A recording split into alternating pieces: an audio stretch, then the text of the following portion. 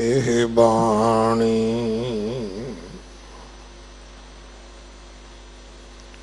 जो जियो जाने तिसे अंतर रवे हर नामा बाणी गुरु गुरु है बाणी विच बाणी अमृत सारे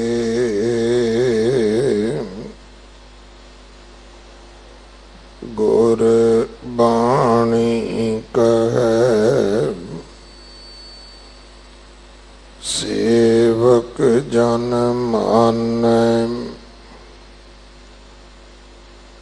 परतख गुरु निस्तारै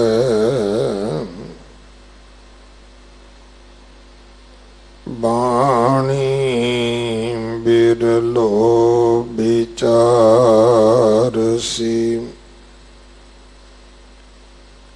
जे को गुरमुख होए एह बाणी महापुरख की निज कर वासा होए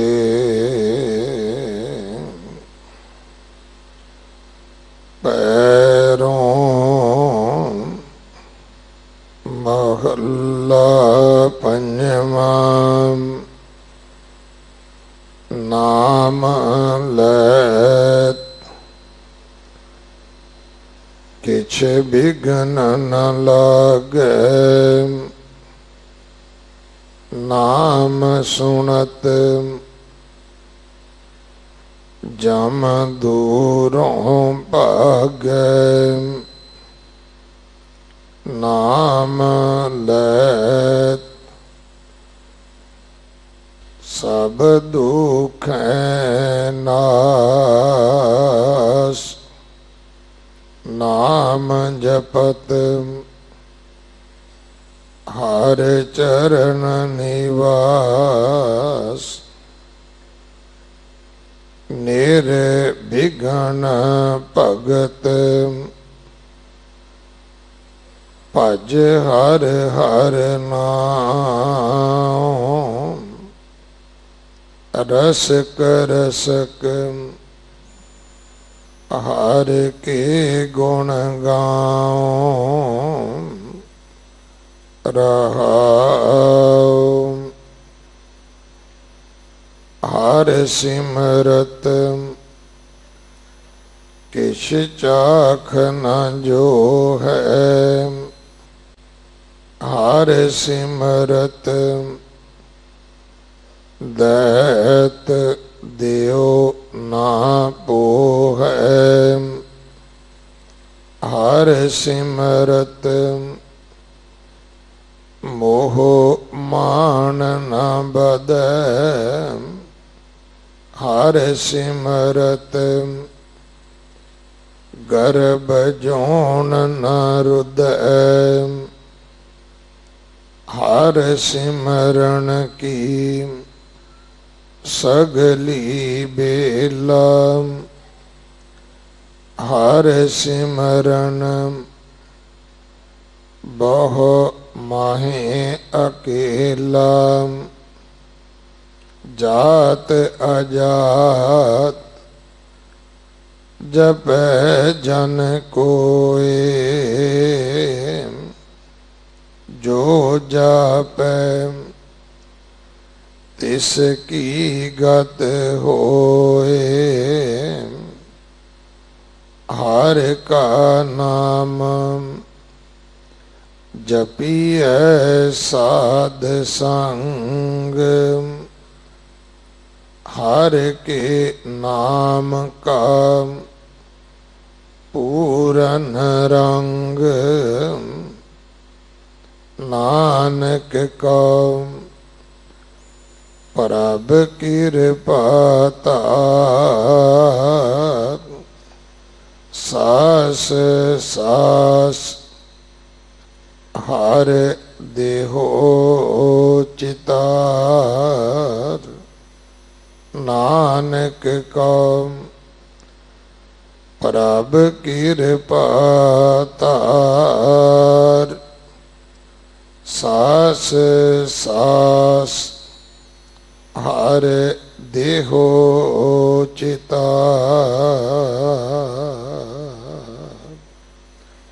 वाहिगुरु जी का खालसा वाहिगुरु जी की फतेह।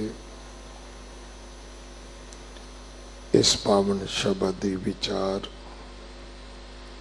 सत्कारयोग भाई निशान सिंह जी गंडी विंड हेड ग्रंथी साहब बीड़ बाबा बुढ़ा साहब चबाल वाले आप जी नूं सरवण करवाउणगे। 2 दिन का उन्हां दा समा है साडे पास, सो अज दूसरा दिन है। उन्हां दी वदैगी भी है। आप संगत वालों प्रबंधक सेवादारां वालों भाई साहब जी का बहुत धन्यवाद, जो हमेशा उचेचा समा कढ़ के गुरु दरबार दीआं हाजरियां भरदे हन। जगत गुरु गुरु नानक साहब महाराज जी का ज्योति जोत समाउण का गुरपुरब 4 तरीक नूं है। सो हर साल की तरह गुरुद्वारा नानक प्यो साहब बहुत श्रद्धा सत्कार दे नाल मनाया जाएगा। गुरुद्वारा नानक प्यो साहब जो सतगुरां दा बख्शिया सरोवर है, बहुत सालों बाद सरोवर की कार सेवा होनी है। सो 23 तरीक सवेरे 10 बजे का समा नियत होया है। आप सारिया संगतां नूं बेनती है कि जगत गुरु गुरु नानक साहब महाराज जी के पावन अस्थान गुरुद्वारा नानक प्यो साहब के सरोवर की सेवा विच आप जी शामिल होवो। सेवा करके हाजरियां भर के गुरु कियां बख्शिशां प्राप्त करनियां।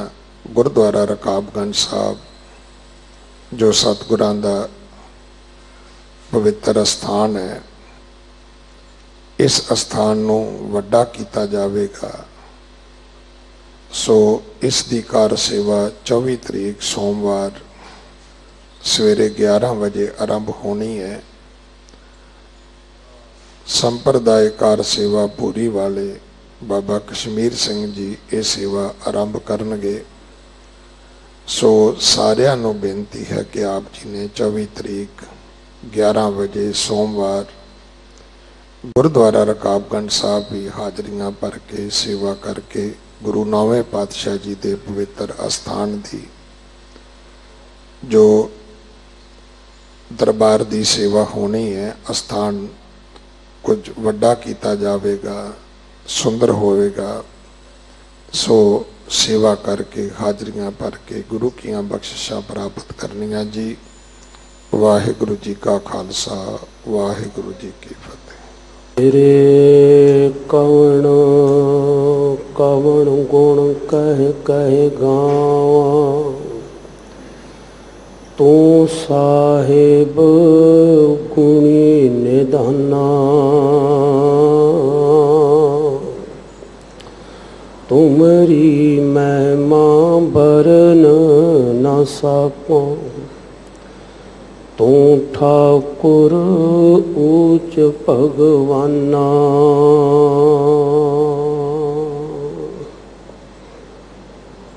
बाला प्रीतम साहिब श्री गुरु हरकृष्ण साहब महाराज जी दी चरण छो प्राप्त मुकद्दस अस्थान गुरुद्वारा श्री बंगला साहिब जी विखे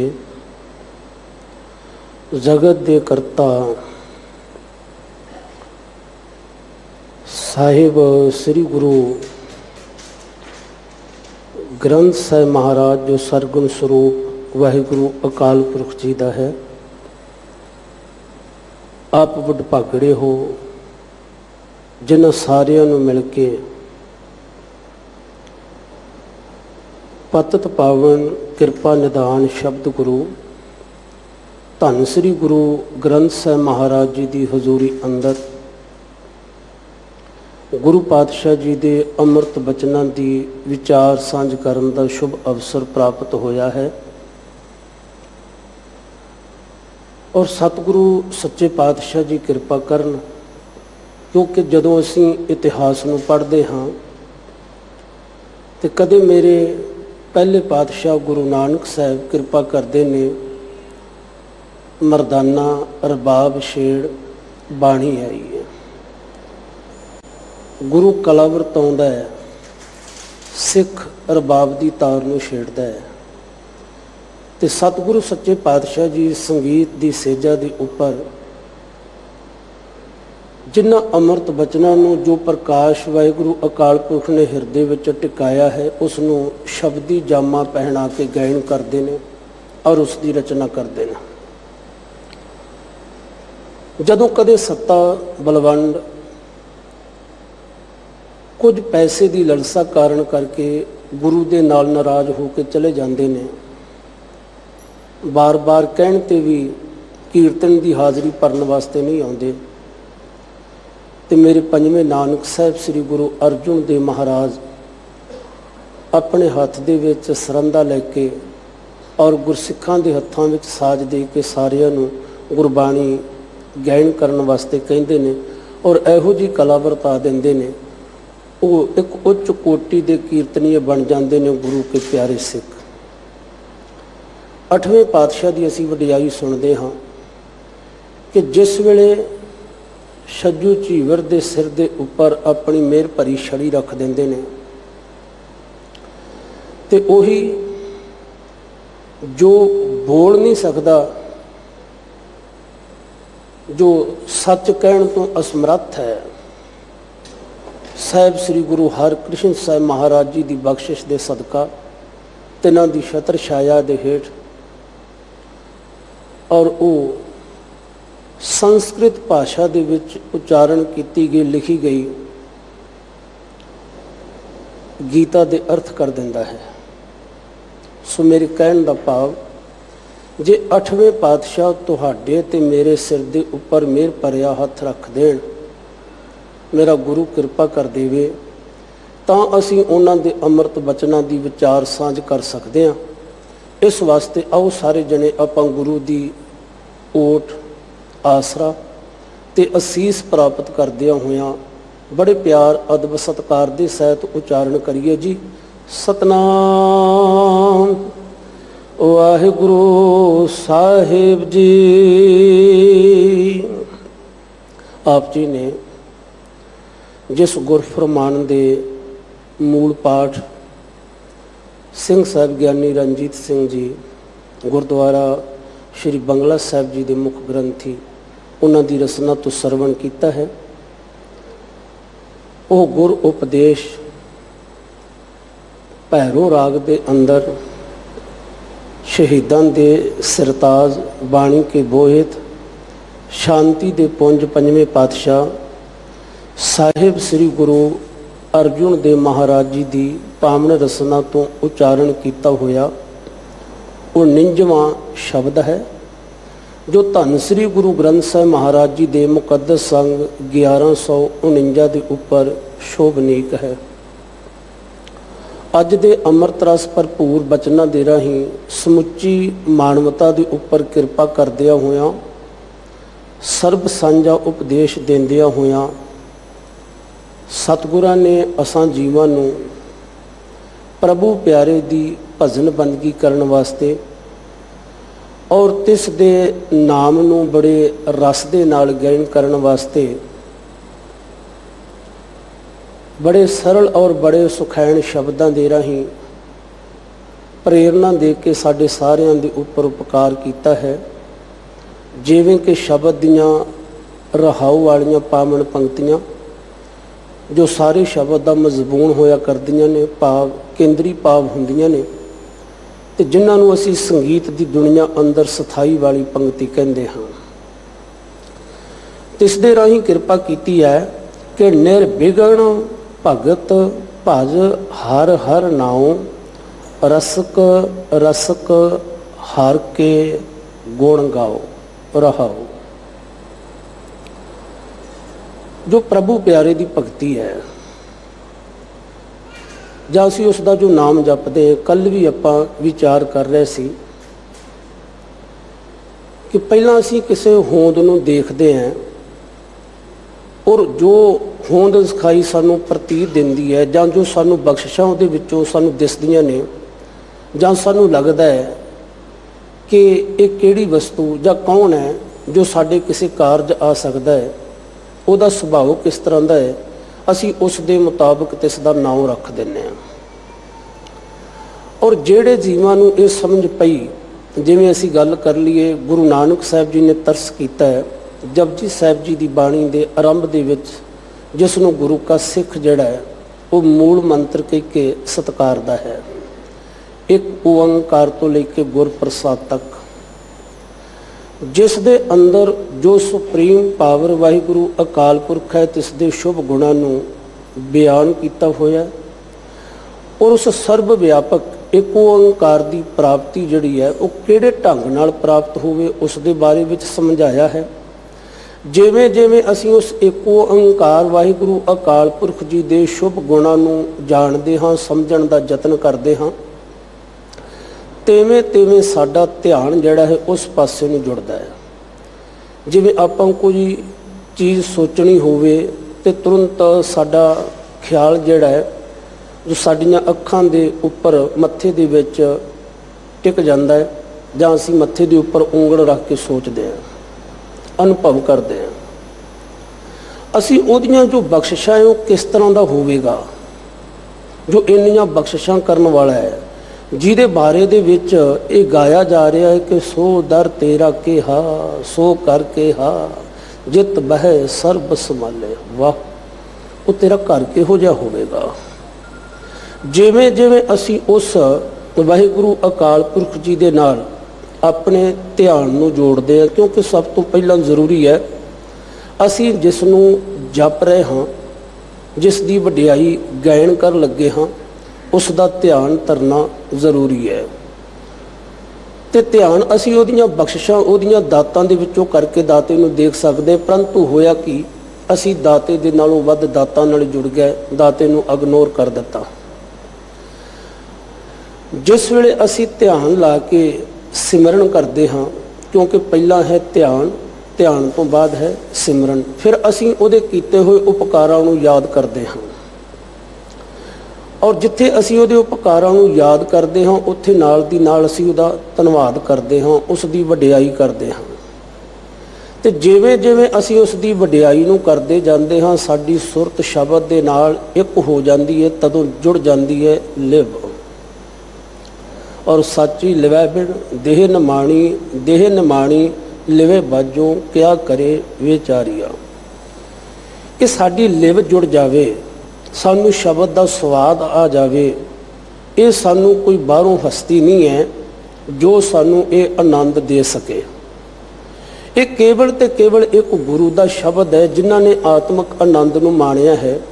ਉਹੀ ਸਾਨੂੰ ਆਤਮਿਕ ਰਸ ਦੇ ਬਾਰੇ ਦੇ ਵਿੱਚ ਦੱਸ ਸਕਦੇ ਨੇ ਔਰ ਆਤਮਿਕ ਰਸ ਦੇ ਪਾਤਰ ਬਣਾ ਸਕਦੇ ਨੇ। ਫਿਰ ਜਿਵੇਂ ਜਿਵੇਂ ਅਸੀਂ ਉਹਨਾਂ ਮਹਾਂਪੁਰਖਾਂ ਦੀਆਂ ਉਚਾਰਨ ਕੀਤੀਆਂ ਹੋਈਆਂ ਰੱਬੀ ਰੰਗ ਵਿੱਚ ਭਿੱਜੀਆਂ ਹੋਈਆਂ ਰਚਨਾਵਾਂ ਨੂੰ, ਬਾਣੀ ਨੂੰ, ਗੱਲਾਂ ਨੂੰ ਸਰਵਣ ਕਰਦੇ ਹਾਂ, ਤਿਵੇਂ ਤਿਵੇਂ ਸਾਡੇ ਮਨ ਦੇ ਅੰਦਰ ਵੀ ਇੱਕ ਖਿੱਚ ਪੈਂਦੀ ਹੈ। ਫਿਰ ਗੁਰੂ ਕਾ ਸਿੱਖ ਜਿਹੜਾ ਹੈ ਉਹ ਚੱਲ ਕੇ ਜਾਂਦਾ ਹੈ ਧੰਨ ਸ੍ਰੀ ਗੁਰੂ ਗ੍ਰੰਥ ਸਾਹਿਬ ਮਹਾਰਾਜ ਜੀ ਦੇ ਹਜ਼ੂਰ। ਕਿ ਉਹਨੇ ਕਈ ਵਾਰ ਦੋਹਰੇ ਦੇ ਵਿੱਚ ਪੜ੍ਹਿਆ ਵੀ ਹੈ ਕਿ ਜੋ ਪ੍ਰਭ ਕੋ ਮਿਲਬੋ ਚਾਹੇ ਖੋਜ ਸ਼ਬਦ ਮੇ ਲੈ। ਜੇ ਤੁਸੀਂ ਪ੍ਰਭੂ ਪਿਆਰੇ ਨੂੰ ਮਿਲਣਾ ਚਾਹੁੰਦੇ ਹੋ ਤੇ ਜੋ ਗੁਰੂ ਦੀ ਰਸਨਾ ਤੋਂ ਬਰਸਿਆ ਹੋਇਆ ਅੰਮ੍ਰਿਤ ਹੈ, ਗੁਰ ਸ਼ਬਦ ਹੈ, ਤੁਸੀਂ ਉਸ ਸ਼ਬਦ ਦੀ ਵਿਚਾਰ ਕਰ ਲਵੋ ਔਰ ਗੁਰੂ ਦੇ ਸ਼ਬਦ ਨੂੰ ਸਮਝ ਕੇ ਆਪਣੇ ਜੀਵਨ ਦਾ ਆਧਾਰ ਬਣਾ ਲਵੋ। ਜਦੋਂ ਅਸੀਂ ਗੁਰੂ ਦੇ ਆਸ਼ੇ ਮੁਤਾਬਕ ਚੱਲਦੇ ਹਾਂ ਤੇ ਤਦੋਂ ਹੀ ਅਸੀਂ ਇਸ ਨਾਮ ਸਿਮਰਨ ਔਰ ਭਗਤੀ ਵਰਗੀ ਦਾਤ ਨੂੰ ਪ੍ਰਾਪਤ ਕਰ ਸਕਦੇ ਹਾਂ। ਵਾਹਿਗੁਰੂ ਦੇ ਭਾਣੇ ਵਿੱਚ ਚੱਲਣਾ ਹੀ, ਗੁਰੂ ਦੇ ਹੁਕਮ ਦੇ ਵਿੱਚ ਚੱਲਣਾ ਹੀ ਭਗਤੀ ਹੈ।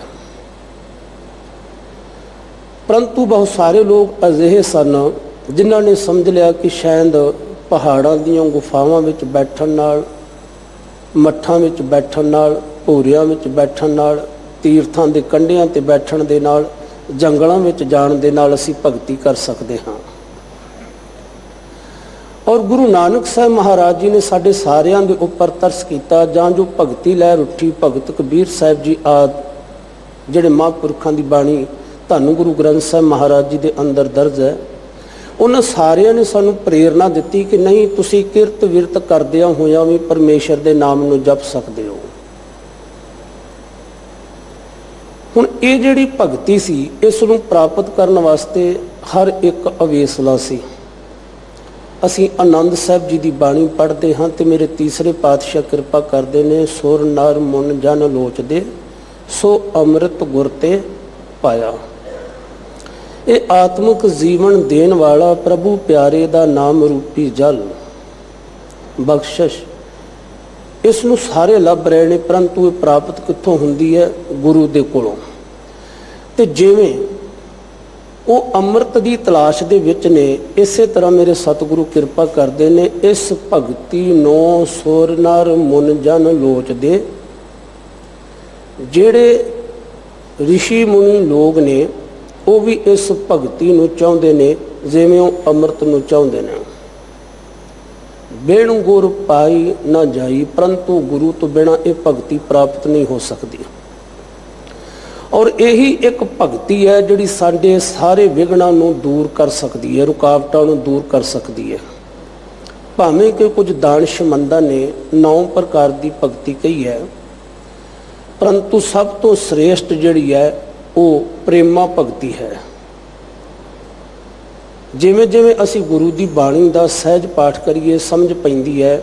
ਜਾਓ ਤਾਓ ਪ੍ਰੇਮ ਖੇਲਣ ਕਾ ਚਾਓ, ਸਿਰ ਧਰ ਤਲੀ ਗਲੀ ਮੇਰੀ ਆਓ, ਇਤ ਮਾਰਗ ਪੈਰ ਧਰੀ ਜੈ, ਸਿਰ ਦੀਜੈ ਕਾਣ ਨਾ ਕੀਜੈ।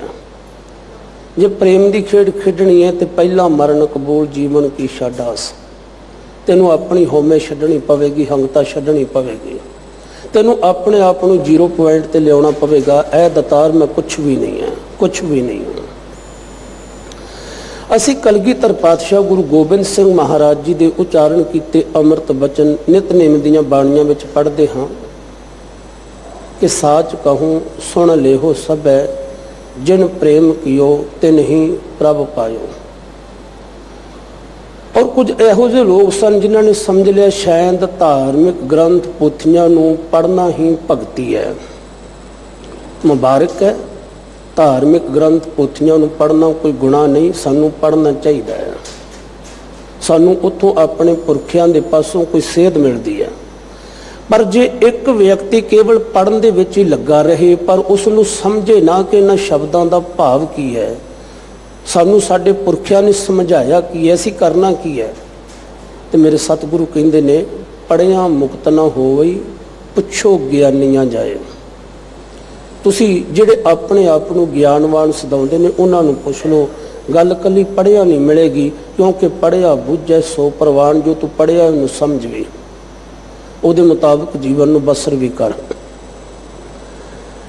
ਹੁਣ ਬਹੁਤ ਸਾਰੇ ਲੋਕ ਸਨ ਜਿਹੜੇ ਇਸ ਚੱਕਰ ਦੇ ਵਿੱਚ ਪੈ ਗਏ ਕਿ ਕੇਵਲ ਵਿਦਿਆ ਨੂੰ ਪੜ੍ਹ ਲੈਣਾ ਇਹੀ ਇੱਕ ਗਿਆਨ ਪ੍ਰਾਪਤ ਕਰਕੇ ਪਰਮੇਸ਼ਰ ਦਾ ਮਿਲਾਪ ਹੈ।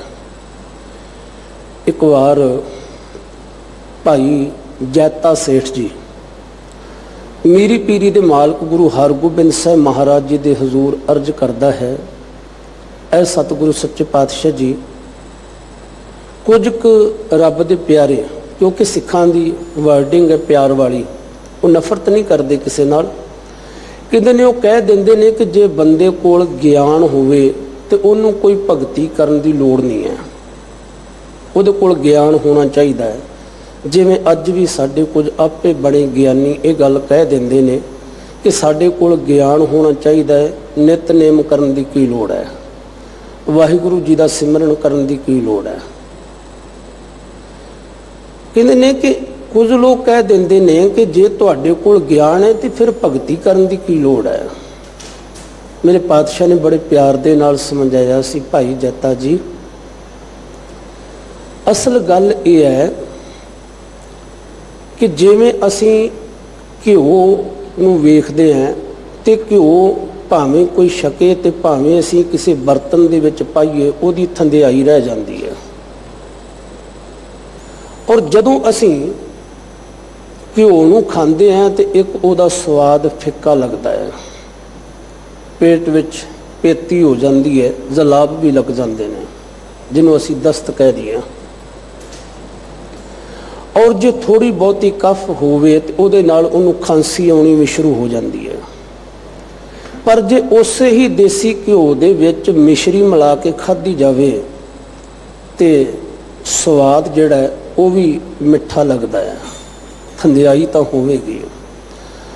ਔਰ ਇਹ ਜੋ ਜਲਾਬ ਵਰਗੇ ਰੋਗ ਨੇ ਜਿਹੜੇ ਜਾਂ ਖਾਂਸੀ ਵਰਗੇ ਰੋਗ ਲੱਗਣੇ ਜਿਹੜੇ ਨੇ, ਇਹਨਾਂ ਤੋਂ ਬੰਦਾ ਖਲਾਸ ਹੋ ਜਾਂਦਾ ਹੈ। ਇਸੇ ਤਰ੍ਹਾਂ ਜੇ ਇੱਕ ਵਿਅਕਤੀ ਦੇ ਕੋਲ ਕੇਵਲ ਗਿਆਨ ਹੋਵੇ, ਉਹ ਖੁਸ਼ਕ ਗਿਆਨੀ ਬਣ ਜਾਂਦਾ ਹੈ। ਉਹਦੇ ਬੋਲਾਂ ਦੇ ਵਿੱਚੋਂ ਹੰਕਾਰ ਪਣਪਦਾ ਹੈ, ਮੈਂ ਗਿਆਨੀ ਹਾਂ, ਸਾਰੇ ਦਾ ਸਾਰਾ ਗਿਆਨ ਹੀ ਮੇਰੇ ਕੋਲ ਹੈ। ਫਿਰ ਉਹ ਕਈ ਵਾਰ ਦਾਅਵੇਦਾਰੀਆਂ ਵੀ ਜਤਾਉਂਦਾ ਹੈ। ਔਰ ਦੂਸਰੀ ਗੱਲ, ਜਦੋਂ ਇਹ ਗਿਆਨ ਹੋ ਜਾਵੇ ਫਿਰ ਮਨੁੱਖ ਜਿਹੜਾ ਹੈ ਹੰਕਾਰੀ ਵੀ ਬਣਦਾ ਹੈ, ਫਿਰ ਉਛਲਦਾ ਵੀ ਫਿਰਦਾ ਹੈ। ਫਿਰ ਉਹ ਗੁਰੂ ਦੇ ਇਤਿਹਾਸ ਤੇ ਤਾਂ ਕੀ ਗੁਰਬਾਣੀ ਦੇ ਉੱਪਰ ਵੀ ਟੀਕਾ ਟਿੱਪਣੀ ਕਰਨੀ ਸ਼ੁਰੂ ਕਰ ਦਿੰਦਾ ਹੈ। ਉਹਦਾ ਸੁਭਾਅ ਐਸਾ ਬਣ ਜਾਂਦਾ ਹੈ ਜਿਵੇਂ ਖਾਂਸੀ ਹੋਣ ਦੇ ਨਾਲ ਬੋਝ ਬਣਿਆ ਰਹਿੰਦਾ ਹੈ, ਬਸ ਇਸੇ ਤਰ੍ਹਾਂ ਉਹਦੇ ਅੰਦਰ ਬੋਝ ਬਣਿਆ ਰਹਿੰਦਾ ਹੈ। ਆਪ ਭਾਵੇਂ ਉਹ ਕੱਖ ਨਾ ਕਰੇ, ਉਹ ਦੂਜਿਆਂ ਦੀਆਂ ਊਣਤਾਈਆਂ ਹੀ ਲੱਭਦਾ ਫਿਰਦਾ ਹੈ। ਲਓ ਜੀ ਫਲਾਣੇ ਨੇ ਆਹ ਕਰਤਾ, ਢਿੰਗੜੇ ਨੇ ਆਹ ਕਰਤਾ। ਤੇ ਮੈਂ ਕਈ ਵਾਰ ਬੇਨਤੀ ਕਰਦਾ ਹਾਂ, ਗੁਰਮੁਖਾ ਆਪਣੇ ਬਾਰੇ ਵੀ ਦੱਸ, ਤੂੰ ਕੀ ਕੀਤਾ ਹੈ, ਤੂੰ ਕੀ ਕੀਤਾ ਆਪਣੇ ਬਾਰੇ ਵੀ ਤਾਂ ਦੱਸ।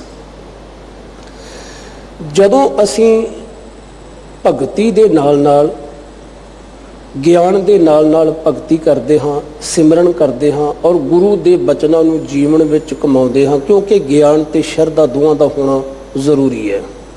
ਕੱਲਾ ਗਿਆਨ ਹੋਵੇ ਬੰਦਾ ਹੰਕਾਰੀ ਹੋਵੇਗਾ, ਘਮੰਡੀ ਹੋਵੇਗਾ। ਜੇ ਕੱਲੀ ਸ਼ਰਧਾ ਹੋਵੇ ਤਾਂ ਬੰਦਾ ਅੰਨੀ ਸ਼ਰਧਾ ਦੇ ਅਧੀਨ ਤੁਰਿਆ ਫਿਰੇਗਾ। ਜਿਵੇਂ ਗਿਆਨ ਤੇ ਸ਼ਰਧਾ ਦਾ ਹੋਣਾ ਜ਼ਰੂਰੀ ਹੈ, ਇਸੇ ਤਰ੍ਹਾਂ ਗਿਆਨ ਤੇ ਭਗਤੀ ਦਾ ਹੋਣਾ ਜ਼ਰੂਰੀ ਹੈ। ਔਰ ਅਸੀਂ ਭਗਤੀ ਕਹਿੰਦੇ ਕਿਹਨੂੰ ਹਾਂ? ਪਹਿਲਾਂ ਅਸੀਂ ਇੱਕ ਭਗਤ ਦੇ ਜੀਵਨ ਨੂੰ ਦੇਖੀਏ। ਮਤ ਹੁੰਦੀ ਹੋਏ ਇਹ ਆਣਾ, ਤਾਣ ਹੁੰਦੇ ਹੋਏ ਨਿਤਾਣਾ, ਅਣ ਹੁੰਦੇ ਆਪ ਵੰਡਾਏ ਕੋ ਐਸਾ ਭਗਤ ਸਦਾਏ। ਐਸੇ ਸ਼ੁਭ ਗੁਣਾਂ ਦੇ ਧਾਰਨੀ ਨੂੰ ਉਸ ਦੇ ਸ਼ੁਭ ਗੁਣਾਂ ਵੱਲ ਦੇਖ ਕੇ ਅਸੀਂ ਕਹਿ ਸਕਦੇ ਹਾਂ ਕਿ ਇਹ ਬੰਦਾ ਭਗਤੀ ਕਰ ਰਿਹਾ ਹੈ, ਇਹ ਗੁਰੂ ਦੇ ਆਸ਼ੇ ਮੁਤਾਬਕ ਚੱਲ ਰਿਹਾ ਹੈ। ਕਿਉਂਕਿ ਗੁਰੂ ਦੀ ਬਾਣੀ ਤੋਂ ਬਿਨਾਂ ਸਾਨੂੰ ਸੱਚ ਦਾ ਗਿਆਨ ਨਹੀਂ ਹੋ ਸਕਦਾ। ਭਾਈ ਰੇ ਭਗਤ ਹੀਣ ਕਾਹੇ ਜਗ ਆਇਆ, ਪੂਰੇ ਗੁਰ ਕੀ ਸੇਵ ਨਾ ਕੀਨੀ, ਬਿਰਥਾ ਜਨਮ ਗਵਾਇਆ। ਹੇ ਮੇਰੇ ਭਰਾਵਾ, ਤੇਰਾ ਜੱਗ ਵਿੱਚ ਆਇਆ ਕੀ? ਤੂੰ ਤੇ ਭਗਤੀ ਕੀਤੀ ਨਹੀਂ, ਤੂੰ ਤੇ ਕਦੇ ਪੂਰੇ ਗੁਰੂ ਦੀ ਸ਼ਰਨ ਵਿੱਚ ਗਿਆ ਹੀ ਨਹੀਂ। ਜੋ ਤੈਨੂੰ ਗੁਰੂ ਨੇ ਕਿਹਾ ਉਹਦੇ ਮੁਤਾਬਕ ਤੇ ਤੂੰ ਸੇਵਾ ਸਿਮਰਨ ਕੀਤਾ ਹੀ ਨਹੀਂ। ਹਾਂ, ਤੂੰ ਆਪਣੀ ਚਲਾਕੀ ਚਤੁਰਾਈ ਜ਼ਰੂਰ ਵਰਤਦਾ ਰਿਹਾ, ਪਰ ਸੱਚੀ ਗੱਲ ਹੀ ਗੁਰੂ ਤੋਂ ਬਿਨਾਂ ਇਸ ਬਖਸ਼ਿਸ਼ ਦਾ ਤੂੰ ਪਾਤਰ ਨਹੀਂ ਬਣ ਸਕਦਾ, ਨਹੀਂ ਬਣ ਸਕਦਾ। ਤੂੰ ਗੁਰੂ ਦੇ ਕੋਲ ਜਾ, ਕਿਉਂਕਿ ਸਤ ਸੇਵਾ ਕੀਤੀ ਸਫਲ ਹੈ, ਜਿਤ ਸਤਿਗੁਰ ਕਾ ਮਨ ਮੰਨੇ। ਗੁਰੂ ਦੇ ਸ਼ਬਦ ਨੂੰ ਕਮਾਉਣ ਦਾ ਮਤਲਬ ਇਹ ਨਹੀਂ ਕਿ ਅਸੀਂ ਬੈਠ ਕੇ ਜਪੀ ਜਾਈਏ। ਮਤਲਬ ਜੋ ਗੁਰੂ ਨੇ ਉਪਦੇਸ਼ ਦਿੱਤਾ ਹੈ ਉਹ ਸਾਡੇ ਜੀਵਨ ਦਾ ਆਧਾਰ ਬਣ ਜਾਵੇ, ਅਸੀਂ ਜਿਉਣਾ ਸ਼ੁਰੂ ਕਰ ਲਈਏ। ਇਹਨੂੰ ਕਹਿੰਦੇ ਨੇ ਗੁਰੂ ਦੇ ਸ਼ਬਦ ਦੀ ਕਮਾਈ।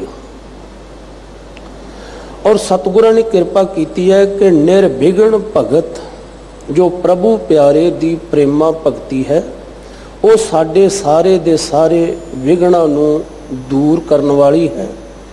ਇਸ ਵਾਸਤੇ ਭਜ ਹਰ ਹਰ ਨਾਉ। ਤੇ ਇਹ ਬੰਦਿਆ, ਤੂੰ ਵੀ ਉਸ ਵਾਹਿਗੁਰੂ ਅਕਾਲ ਪੁਰਖ ਦੇ ਨਾਮ ਨੂੰ ਜਪ, ਉਸ ਦੇ ਨਾਮ ਨੂੰ ਸਿਮਰ। ਤੇ ਸਿਮਰਨ ਕਰਦੇ ਸਮੇਂ ਇੱਕ ਗੱਲ ਖਿਆਲ ਵਿੱਚ ਜ਼ਰੂਰ ਰੱਖ ਲਵੀਂ ਕਿ ਹਰ ਕਾ ਬਿਲੋਵਣਾ ਬਿਲੋਵੋ ਮੇਰੇ ਭਾਈ, ਸਹਿਜ ਬਿਲੋਵੋ ਜੈਸੇ ਤਤ ਨਾ ਜਾਈ। ਬੜੀ ਸਹਿਜ ਦੇ ਵਿੱਚ ਟਿਕ ਕੇ ਤੂੰ ਉਸ ਵਾਹਿਗੁਰੂ ਅਕਾਲ ਪੁਰਖ ਜੀ ਦਾ ਸਿਮਰਨ ਕਰ। ਤੂੰ ਗੁਰ ਮੰਤਰ ਜਪ ਵਾਹਿਗੁਰੂ ਵਾਹਿਗੁਰੂ ਵਾਹਿਗੁਰੂ। ਤੂੰ ਉਸ ਦੇ ਰਸ ਨੂੰ ਮਾਣ। ਬਲਕਿ ਇਹ ਨਹੀਂ ਹੈ ਕਿ ਤੂੰ ਖੁਦ ਵੀ ਪਰੇਸ਼ਾਨ ਹੋਵੇਂ ਤੇ ਦੂਜਿਆਂ ਨੂੰ ਵੀ ਕਰੇ। ਇਹ ਨਹੀਂ ਹੈ ਕਿ ਤੂੰ ਦੂਸਰਿਆਂ ਨੂੰ ਵਿਖਾਵੇਂ ਮੈਂ ਬੜੇ ਵਜਦ ਵਿੱਚ ਆਣ ਕੇ ਗੁਰ ਮੰਤਰ ਜਪ ਰਿਹਾ ਹੈ। ਸਿਖਾ ਐਸੇ ਤੇਰੇ ਸਿਰ ਮਾਰੇ ਕੀ ਅਰਥ ਜੇ ਤੇਰੇ ਸਿਰ ਤੋਂ ਦਸਤਾਰ ਵੀ ਲੈ ਕੇ ਥੱਲੇ ਡਿੱਗ ਪਵੇ, ਤੇਰੇ ਸਿਰ ਤੇ ਕੇਸਾਂ ਦਾ ਕੀਤਾ ਹੋਇਆ ਜੂੜਾ ਵੀ ਖੁੱਲ ਜਾਵੇ। ਤੂੰ ਕਿਹੜੇ ਭਰਮਾਂ ਵਿੱਚ ਪਿਆ ਹੋਇਆ ਹੈ, ਕਿਹੜੇ ਚੱਕਰਾਂ ਵਿੱਚ ਪਿਆ ਹੋਇਆ ਹੈ। ਰਸ ਲਾ ਲੈ ਕੇ ਤੂੰ ਗੁਰੂ ਦੇ ਸ਼ਬਦ ਨੂੰ ਗਾਇਨ ਕਰ, ਗੁਰੂ ਦੀ ਬਾਣੀ ਨੂੰ ਪੜ੍ਹ। ਰਸਕ ਰਸਕ ਹਰ ਕੇ ਗੁਣ ਗਾਓ ਰਹਾਓ। ਤੂੰ ਬੜੇ ਰਸ ਦੇ ਨਾਲ ਵਾਹਿਗੁਰੂ ਅਕਾਲ ਪੁਰਖ ਦੇ ਗੁਣਾਂ ਨੂੰ ਗਾਇਨ ਕਰਿਆ ਕਰ। ਜਿਨ੍ਹਾਂ ਨੇ ਇਸ ਪ੍ਰੇਮਾ ਭਗਤੀ ਨੂੰ ਪ੍ਰਾਪਤ ਕਰ ਲਿਆ, ਮੈਂ ਹੋਰ ਬੇਨਤੀ ਕਰ ਦੇਵਾਂ ਗੁਰਮੁਖੋ, ਭਗਤੀ ਜੋ ਅਸੀਂ ਕਰਦੇ ਹਾਂ, ਵਾਹਿਗੁਰੂ ਜੀ ਦਾ ਸਿਮਰਨ ਕਰਦੇ ਹਾਂ, ਗੁਰੂ ਦੀ ਕਿਰਪਾ ਨਾਲ ਸ਼ਬਦ ਦੀ ਸਾਂਝ ਕਰਦੇ ਹਾਂ, ਜੀਵਨ 'ਚ ਕਮਾਉਣ ਦਾ ਇੱਕ ਯਤਨ ਕਰਦੇ ਹਾਂ, ਤੇ ਗੁਰੂ ਆਪ ਕਲਾ ਵਰਤਾ ਕੇ ਆਪਣੀ ਕਿਰਪਾ ਦਾ ਪਾਤਰ ਬਣਾਉਂਦਾ ਹੈ।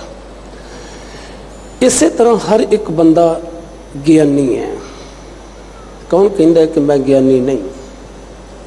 ਪਰ ਜੇ ਸਾਡੇ ਮਨ ਦੇ ਵਿੱਚ ਗਿਆਨੀ ਹੋਣ ਦਾ ਭੁਲੇਖਾ ਹੈ ਤੇ ਜੇ ਇਹੀ ਸਾਡਾ ਗਿਆਨ ਬ੍ਰਹਮ ਨਾਲ ਜੁੜ ਜਾਵੇ ਤੇ ਵਾਹਿਗੁਰੂ ਕਿਰਪਾ ਕਰਕੇ ਉਸ ਰੂਹ ਨੂੰ ਬ੍ਰਹਮ ਗਿਆਨੀ ਬਣਾ ਦਿੰਦਾ ਹੈ। ਅਗਰ ਇਹੀ ਗਿਆਨ ਸਾਡਾ ਭਰਮ ਦੇ ਵਿੱਚ ਜੁੜ ਜਾਵੇ ਤੇ ਉਹੀ ਮਨੁੱਖ ਆਪਣੀਆਂ ਮਨ ਮਰਜ਼ੀਆਂ ਕਰਦਾ ਭਰਮ ਗਿਆਨੀ ਬਣ ਜਾਂਦਾ ਹੈ। ਕਿਉਂਕਿ ਇੱਕ ਹੁੰਦਾ ਹੈ ਬ੍ਰਹਮ ਗਿਆਨੀ, ਗਿਆਨੀ ਤੇ ਭਰਮ ਗਿਆਨੀ। ਅੱਜ ਭਰਮਾਰ ਭਰਮ ਗਿਆਨੀਆਂ ਦੀ ਹੈ। ਭਗਤ ਕਬੀਰ ਸਾਹਿਬ ਜੀ ਨੇ ਆਪਣੀ ਰਸਨਾ ਤੋਂ ਉਚਾਰਨ ਕੀਤੇ ਹੋਏ ਸ਼ਬਦਾਂ ਦੇ ਰਾਹੀਂ ਕਿਰਪਾ ਕੀਤੀ ਹੈ। ਪਰਿਓ ਕਾਲ ਸਭੈ ਸਿਰ ਊਪਰ, ਮਾਹੇ ਲਿਖਿਓ ਭਰਮ ਗਿਆਨੀ। ਕਹੋ ਕਬੀਰ ਜਨ ਭਏ ਖਾਲਸੇ, ਪ੍ਰੇਮ ਭਗਤ ਜਿਹ ਜਾਨੀ। ਜਿਨ੍ਹਾਂ ਨੇ ਪ੍ਰੇਮਾ ਭਗਤੀ ਨੂੰ ਜਾਣ ਲਿਆ ਹੈ ਭਾਈ, ਉਹ ਸੰਸਾਰਿਕ ਵਿਕਾਰਿਕ ਬੰਧਨਾਂ ਵਾਲੇ ਪਾਸੇ ਤੋਂ ਖਲਾਸ ਹੋ ਗਏ। ਪਰ ਜਿਨ੍ਹਾਂ ਨੂੰ ਕੇਵਲ ਇਹੀ ਮਨ ਦੇ ਅੰਦਰ ਲੱਗਿਆ ਰਿਹਾ ਕਿ ਅਸੀਂ ਗਿਆਨੀ ਹੋ ਗਏ ਹਾਂ, ਉਹਨਾਂ ਦੇ ਮਨ ਦੇ ਅੰਦਰ ਇੱਕ ਭਰਮ ਸੀ, ਉਹ ਭਰਮ ਗਿਆਨੀ ਬਣ ਗਏ। ਇਹ ਨਹੀਂ ਹੈ ਕਿ ਉਹ ਮੌਤ ਦੇ ਸਾਏ, ਮੌਤ ਦੀ ਚਿੰਤਾ ਝੋਰਿਆਂ ਤੋਂ ਬਚ ਗਏ, ਉਹਨਾਂ ਦੇ ਸਿਰ ਉੱਪਰ ਵੀ ਹੈ। ਔਰ ਜਿਨ੍ਹਾਂ ਨੇ ਰਸ ਦੇ ਨਾਲ ਪਰਮੇਸ਼ਰ ਦੇ ਨਾਮ ਨੂੰ ਸਿਮਰਿਆ ਹੈ, ਸਤਿਗੁਰੂ ਸ਼ਬਦ ਦੀਆਂ ਆਰੰਭ ਵਾਲੀਆਂ ਪੰਕਤੀਆਂ ਵਿੱਚ ਕਿਰਪਾ ਕਰਦੇ ਨੇ, ਨਾਮ ਲੈਤ ਕਿਛ ਵਿਘਨ ਨਾ ਲਾਗੈ। ਜਿਹੜਾ ਜੀਵ ਪ੍ਰਭੂ ਪਿਆਰੇ ਦੇ ਨਾਮ ਨੂੰ ਪ੍ਰਾਪਤ ਕਰਦਾ ਹੈ, ਨਾਮ ਨੂੰ ਜਪਦਾ ਹੈ ਭਾਈ, ਉਸ ਨੂੰ ਕਿਸੇ ਪ੍ਰਕਾਰ ਦੀ ਕੋਈ ਰੁਕਾਵਟ ਜਿਹੜੀ ਹੈ ਦੁਖਦਾਇਕ ਨਹੀਂ ਪਾਸਦੀ, ਬਲਕਿ ਉਹ ਰੁਕਾਵਟਾਂ ਨੂੰ ਦਰੜ ਕੇ ਅੱਗੇ ਲੰਘ ਜਾਂਦਾ ਹੈ। ਇਹ ਨਹੀਂ ਹੈ ਕਿ ਜਿਹੜੇ ਪਰਮੇਸ਼ਰ ਦਾ ਨਾਮ ਜਪਦੇ ਨੇ ਉਹਨਾਂ ਨੂੰ ਕਦੇ ਕੋਈ ਦੁੱਖ ਤਕਲੀਫ ਨਹੀਂ ਹੁੰਦੀ ਹੈ, ਪਰ ਉਹ ਇਸ ਨੂੰ ਮਹਿਸੂਸ ਨਹੀਂ ਕਰਦੇ ਕਿਉਂਕਿ ਉਹਨਾਂ ਦੀ ਸੁਰਤ ਗੁਰੂ ਦੇ ਸ਼ਬਦ ਨਾਲ ਜੁੜੀ ਹੁੰਦੀ ਹੈ, ਉਹਨਾਂ ਦੀ ਲਿਵ ਨਿਰੰਕਾਰ ਨਾਲ ਜੁੜੀ ਹੁੰਦੀ ਹੈ। ਉਹ ਤੇ ਇਸ ਸਮੇਂ ਵਿੱਚ ਵੀ ਇਹੀ ਕਹਿੰਦੇ ਨੇ, ਦੁੱਖ ਦਾਰੂ ਸੁਖ ਰੋਗ ਪਾਇਆ ਜਾਂ ਸੁਖ ਤਾਮ ਨਾ ਹੋਈ। ਉਹ ਤੇ ਦੁੱਖ ਦੇ ਵਿੱਚ ਵੀ ਸੁਖ ਮਨਾਉਂਦੇ ਨੇ। ਬਲਕਿ ਇਹ ਜਿਹੜੀਆਂ ਰੁਕਾਵਟਾਂ, ਇਹ ਜਿਹੜੇ ਵਿਘਨ ਨੇ, ਉਸ ਦੇ ਰਸਤੇ ਦੇ ਵਿੱਚ ਆਣ ਕੇ ਉਸ ਦੇ ਆਤਮਿਕ ਜੀਵਨ ਨੂੰ ਕੁਚਲ ਨਹੀਂ ਸਕਦੇ, ਕਿਉਂਕਿ ਗੁਰੂ ਅੰਗ ਸੰਗ ਹੈ। ਇੱਥੇ ਉੱਥਾ ਰਖਵਾਲਾ ਮੇਰਾ ਸਤਿਗੁਰ ਦੀਨ ਦਇਆਲਾ। ਸਤਿਗੁਰੂ ਆਪਣੇ ਪੱਲੇ ਲਾ ਕੇ, ਆਪਣੀ ਉਂਗਲ ਪਕੜਾ ਕੇ ਆਪਣੇ ਸਿੱਖ ਨੂੰ ਉਹਦੀ ਮੰਜ਼ਿਲ ਤੱਕ ਪਹੁੰਚਾਉਣ ਦੇ ਵਾਸਤੇ ਸਮਰੱਥ ਹੈ। ਜਿਵੇਂ ਜਿਵੇਂ ਅਸੀਂ ਨਾਮ ਨੂੰ ਜਪਦੇ ਹਾਂ, ਸਿਮਰਨ ਕਰਦੇ ਹਾਂ, ਪਰਮੇਸ਼ਰ ਦੇ ਗੁਣਾਂ ਨੂੰ ਯਾਦ ਕਰਦੇ ਹਾਂ, ਰਸਤੇ ਦੇ ਵਿਚਲੀਆਂ ਰੁਕਾਵਟਾਂ ਜਿਹੜੀਆਂ, ਉਹ ਚਾਹੇ ਸੰਸਾਰਕ ਹੋਣ ਚਾਹੇ ਪਰਮਾਰਥਿਕ, ਉਨੀਆਂ ਸੰਸਾਰਿਕ ਰੁਕਾਵਟਾਂ ਨਹੀਂ ਹੁੰਦੀਆਂ ਜਿੰਨੀਆਂ ਪਰਮਾਰਥਿਕ ਰੁਕਾਵਟਾਂ ਹੁੰਦੀਆਂ ਨੇ। ਸੰਸਾਰਕ ਤੌਰ 'ਤੇ ਵੀ ਅਸੀਂ ਲੈ ਲਈਏ ਪਰਿਵਾਰਕ ਮੋਹ, ਘਰ ਦੇ ਝਮੇਲੇ ਆਦਿ, ਔਰ ਅਸੀਂ ਪਰਮਾਰਥ ਦੇ ਰਸਤੇ ਵਿੱਚ ਵੀ ਲੈ ਲਈਏ ਤਾਂ ਜੋ ਸਾਡੀ ਮਾਨਸਿਕ ਅਵਸਥਾ ਹੈ, ਕਾਮ ਕ੍ਰੋਧ ਲੋਭ ਮੋਹ ਹੰਕਾਰ ਈਰਖਾ ਦਵੈਸ਼, ਅਸੀਂ ਬਹੁਤੀ ਵਾਰੀ ਧਾਰਮਿਕ ਗ੍ਰੰਥ ਪੋਥੀਆਂ ਨੂੰ ਪੜ੍ਹਦਿਆਂ ਹੋਇਆਂ ਧਰਮ ਸਥਾਨਾਂ 'ਤੇ ਬੈਠੇ ਹੋਏ ਵੀ ਇਹਨਾਂ ਦੇ ਚੱਕਰਵਿਊਹ ਦੇ ਵਿੱਚ ਫਸੇ ਰਹਿੰਦੇ ਹਾਂ। ਪਰ ਜਿਵੇਂ ਜਿਵੇਂ ਗੁਰੂ ਕਿਰਪਾ ਕਰ ਦਿੰਦਾ ਹੈ, ਗੁਰੂ ਦੇ ਆਸ਼ੇ ਮੁਤਾਬਕ ਅਸੀਂ ਚੱਲਦੇ ਹਾਂ, ਪਰਮੇਸ਼ਰ ਦਾ ਨਾਮ ਸਿਮਰਨ ਕਰਦੇ ਹਾਂ, ਰਸਤੇ ਦੇ ਵਿਚਲੀਆਂ ਸਾਰੀਆਂ ਰੁਕਾਵਟਾਂ ਖਤਮ ਹੋ ਜਾਂਦੀਆਂ ਨੇ। ਨਾਮ ਸੁਣਤ ਜਮ ਦੂਰ ਹੈ ਭਾਗੈ। ਪਰਮੇਸ਼ਰ ਦਾ ਨਾਮ ਸੁਣਦਿਆਂ ਜੋ ਜਮ ਹੈ, ਮੌਤ ਦਾ ਸਹਿਮ, ਉਹ ਖਤਮ ਹੋ ਜਾਂਦਾ ਹੈ। ਔਰ ਅਸੀਂ ਕਈ ਵਾਰ ਇਹ ਸ਼ਬਦ ਪੜ੍ਹਦੇ ਹਾਂ, ਸੁਣ ਕੈ ਜਮ ਕੇ ਦੂਤ ਨਾਏ ਤੇਰਾ ਛੱਡ ਜਾਹੇ। ਜਦੋਂ ਅਸੀਂ ਵਾਹਿਗੁਰੂ ਅਕਾਲ ਪੁਰਖ ਜੀ ਦੀ ਯਾਦ ਵਿੱਚ ਜੁੜਦੇ ਹਾਂ, ਗੁਰੂ ਦੇ ਬਖਸ਼ੇ ਹੋਏ ਸ਼ਬਦ ਦੀ ਕਮਾਈ ਕਰਦੇ ਹਾਂ, ਤੇ ਇਹ ਜੋ ਹਰ ਵੇਲੇ ਬਣਿਆ ਹੋਇਆ ਮੌਤ ਦਾ ਸਹਿਮ ਹੈ, ਜਮ ਹੈ, ਜੋ ਹਰ ਵੇਲੇ ਸਾਨੂੰ ਦੁਖੀ ਕਰਦਾ ਹੈ, ਜਾਂ ਅਸੀਂ ਇੰਝ ਕਹਿ ਲਈਏ ਕਿ ਜਿਹੜੇ ਆਲੇ ਦੁਆਲੇ ਤੋਂ ਇਹਦੇ ਸੰਗੀ ਸਾਥੀ ਵਿਕਾਰ ਆਦਿ ਨੇ ਹਰ ਵੇਲੇ ਸਾਨੂੰ ਦੁੱਖ ਦਿੰਦੇ ਨੇ, ਉਹ ਸਾਰੇ ਦੇ ਸਾਰੇ ਦੂਰ ਹੋ ਜਾਂਦੇ ਨੇ, ਦੂਰ ਹੋ ਜਾਂਦੇ ਨੇ। ਨਾਮ ਲੈਤ ਸਭ ਦੁੱਖੈ ਨਾਸ। ਪਰਮੇਸ਼ਰ ਦਾ ਨਾਮ ਲੈਂਦੇ ਆ, ਸਾਰੇ ਦੇ ਸਾਰੇ ਦੁੱਖ ਦੂਰ ਹੋ ਜਾਂਦੇ ਨੇ।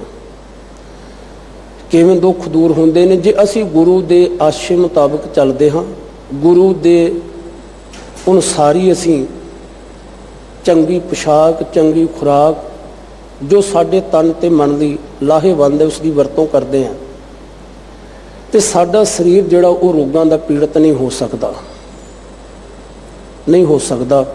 ਕਿਉਂਕਿ ਬਹੁਤੀ ਵਾਰੀ ਇਸ ਤਰ੍ਹਾਂ ਹੁੰਦਾ ਹੈ ਕਿ ਜੇਤੇ ਰਸ ਸਰੀਰ ਕੇ ਤੇਤੇ ਲੱਗੇ ਦੁੱਖ। ਇਹ ਸਾਡੀਆਂ ਇੰਦਰੀਆਂ ਦੇ ਚਸਕੇ ਸਵਾਦਾਂ ਵਿੱਚ ਲੱਗਿਆ ਹੋਇਆ ਅਸੀਂ ਇੱਕ ਨਹੀਂ ਕਈ ਦੁੱਖਾਂ ਦੇ ਪੀੜਤ ਹੋ ਜਾਂਦੇ ਹਾਂ ਜਦੋਂ ਸਾਡੇ ਸਰੀਰ ਦਾ ਸੰਤੁਲਨ ਵਿਗੜ ਜਾਂਦਾ ਹੈ। ਜੇ ਗੁਰੂ ਦੇ ਮੁਤਾਬਕ ਸਾਡੀ ਪੁਸ਼ਾਕ ਚੰਗੀ ਹੋਵੇ, ਖੁਰਾਕ ਚੰਗੀ ਹੋਵੇ, ਬਾਬਾ ਹੋਰ ਖਾਣਾ ਖੁਸ਼ੀ ਖੁਆਰ, ਜਿਤ ਖਾਦੇ ਤਨ ਪੀੜੀਏ ਮਨ ਮੇਂ ਚਲੇ ਵਿਕਾਰ।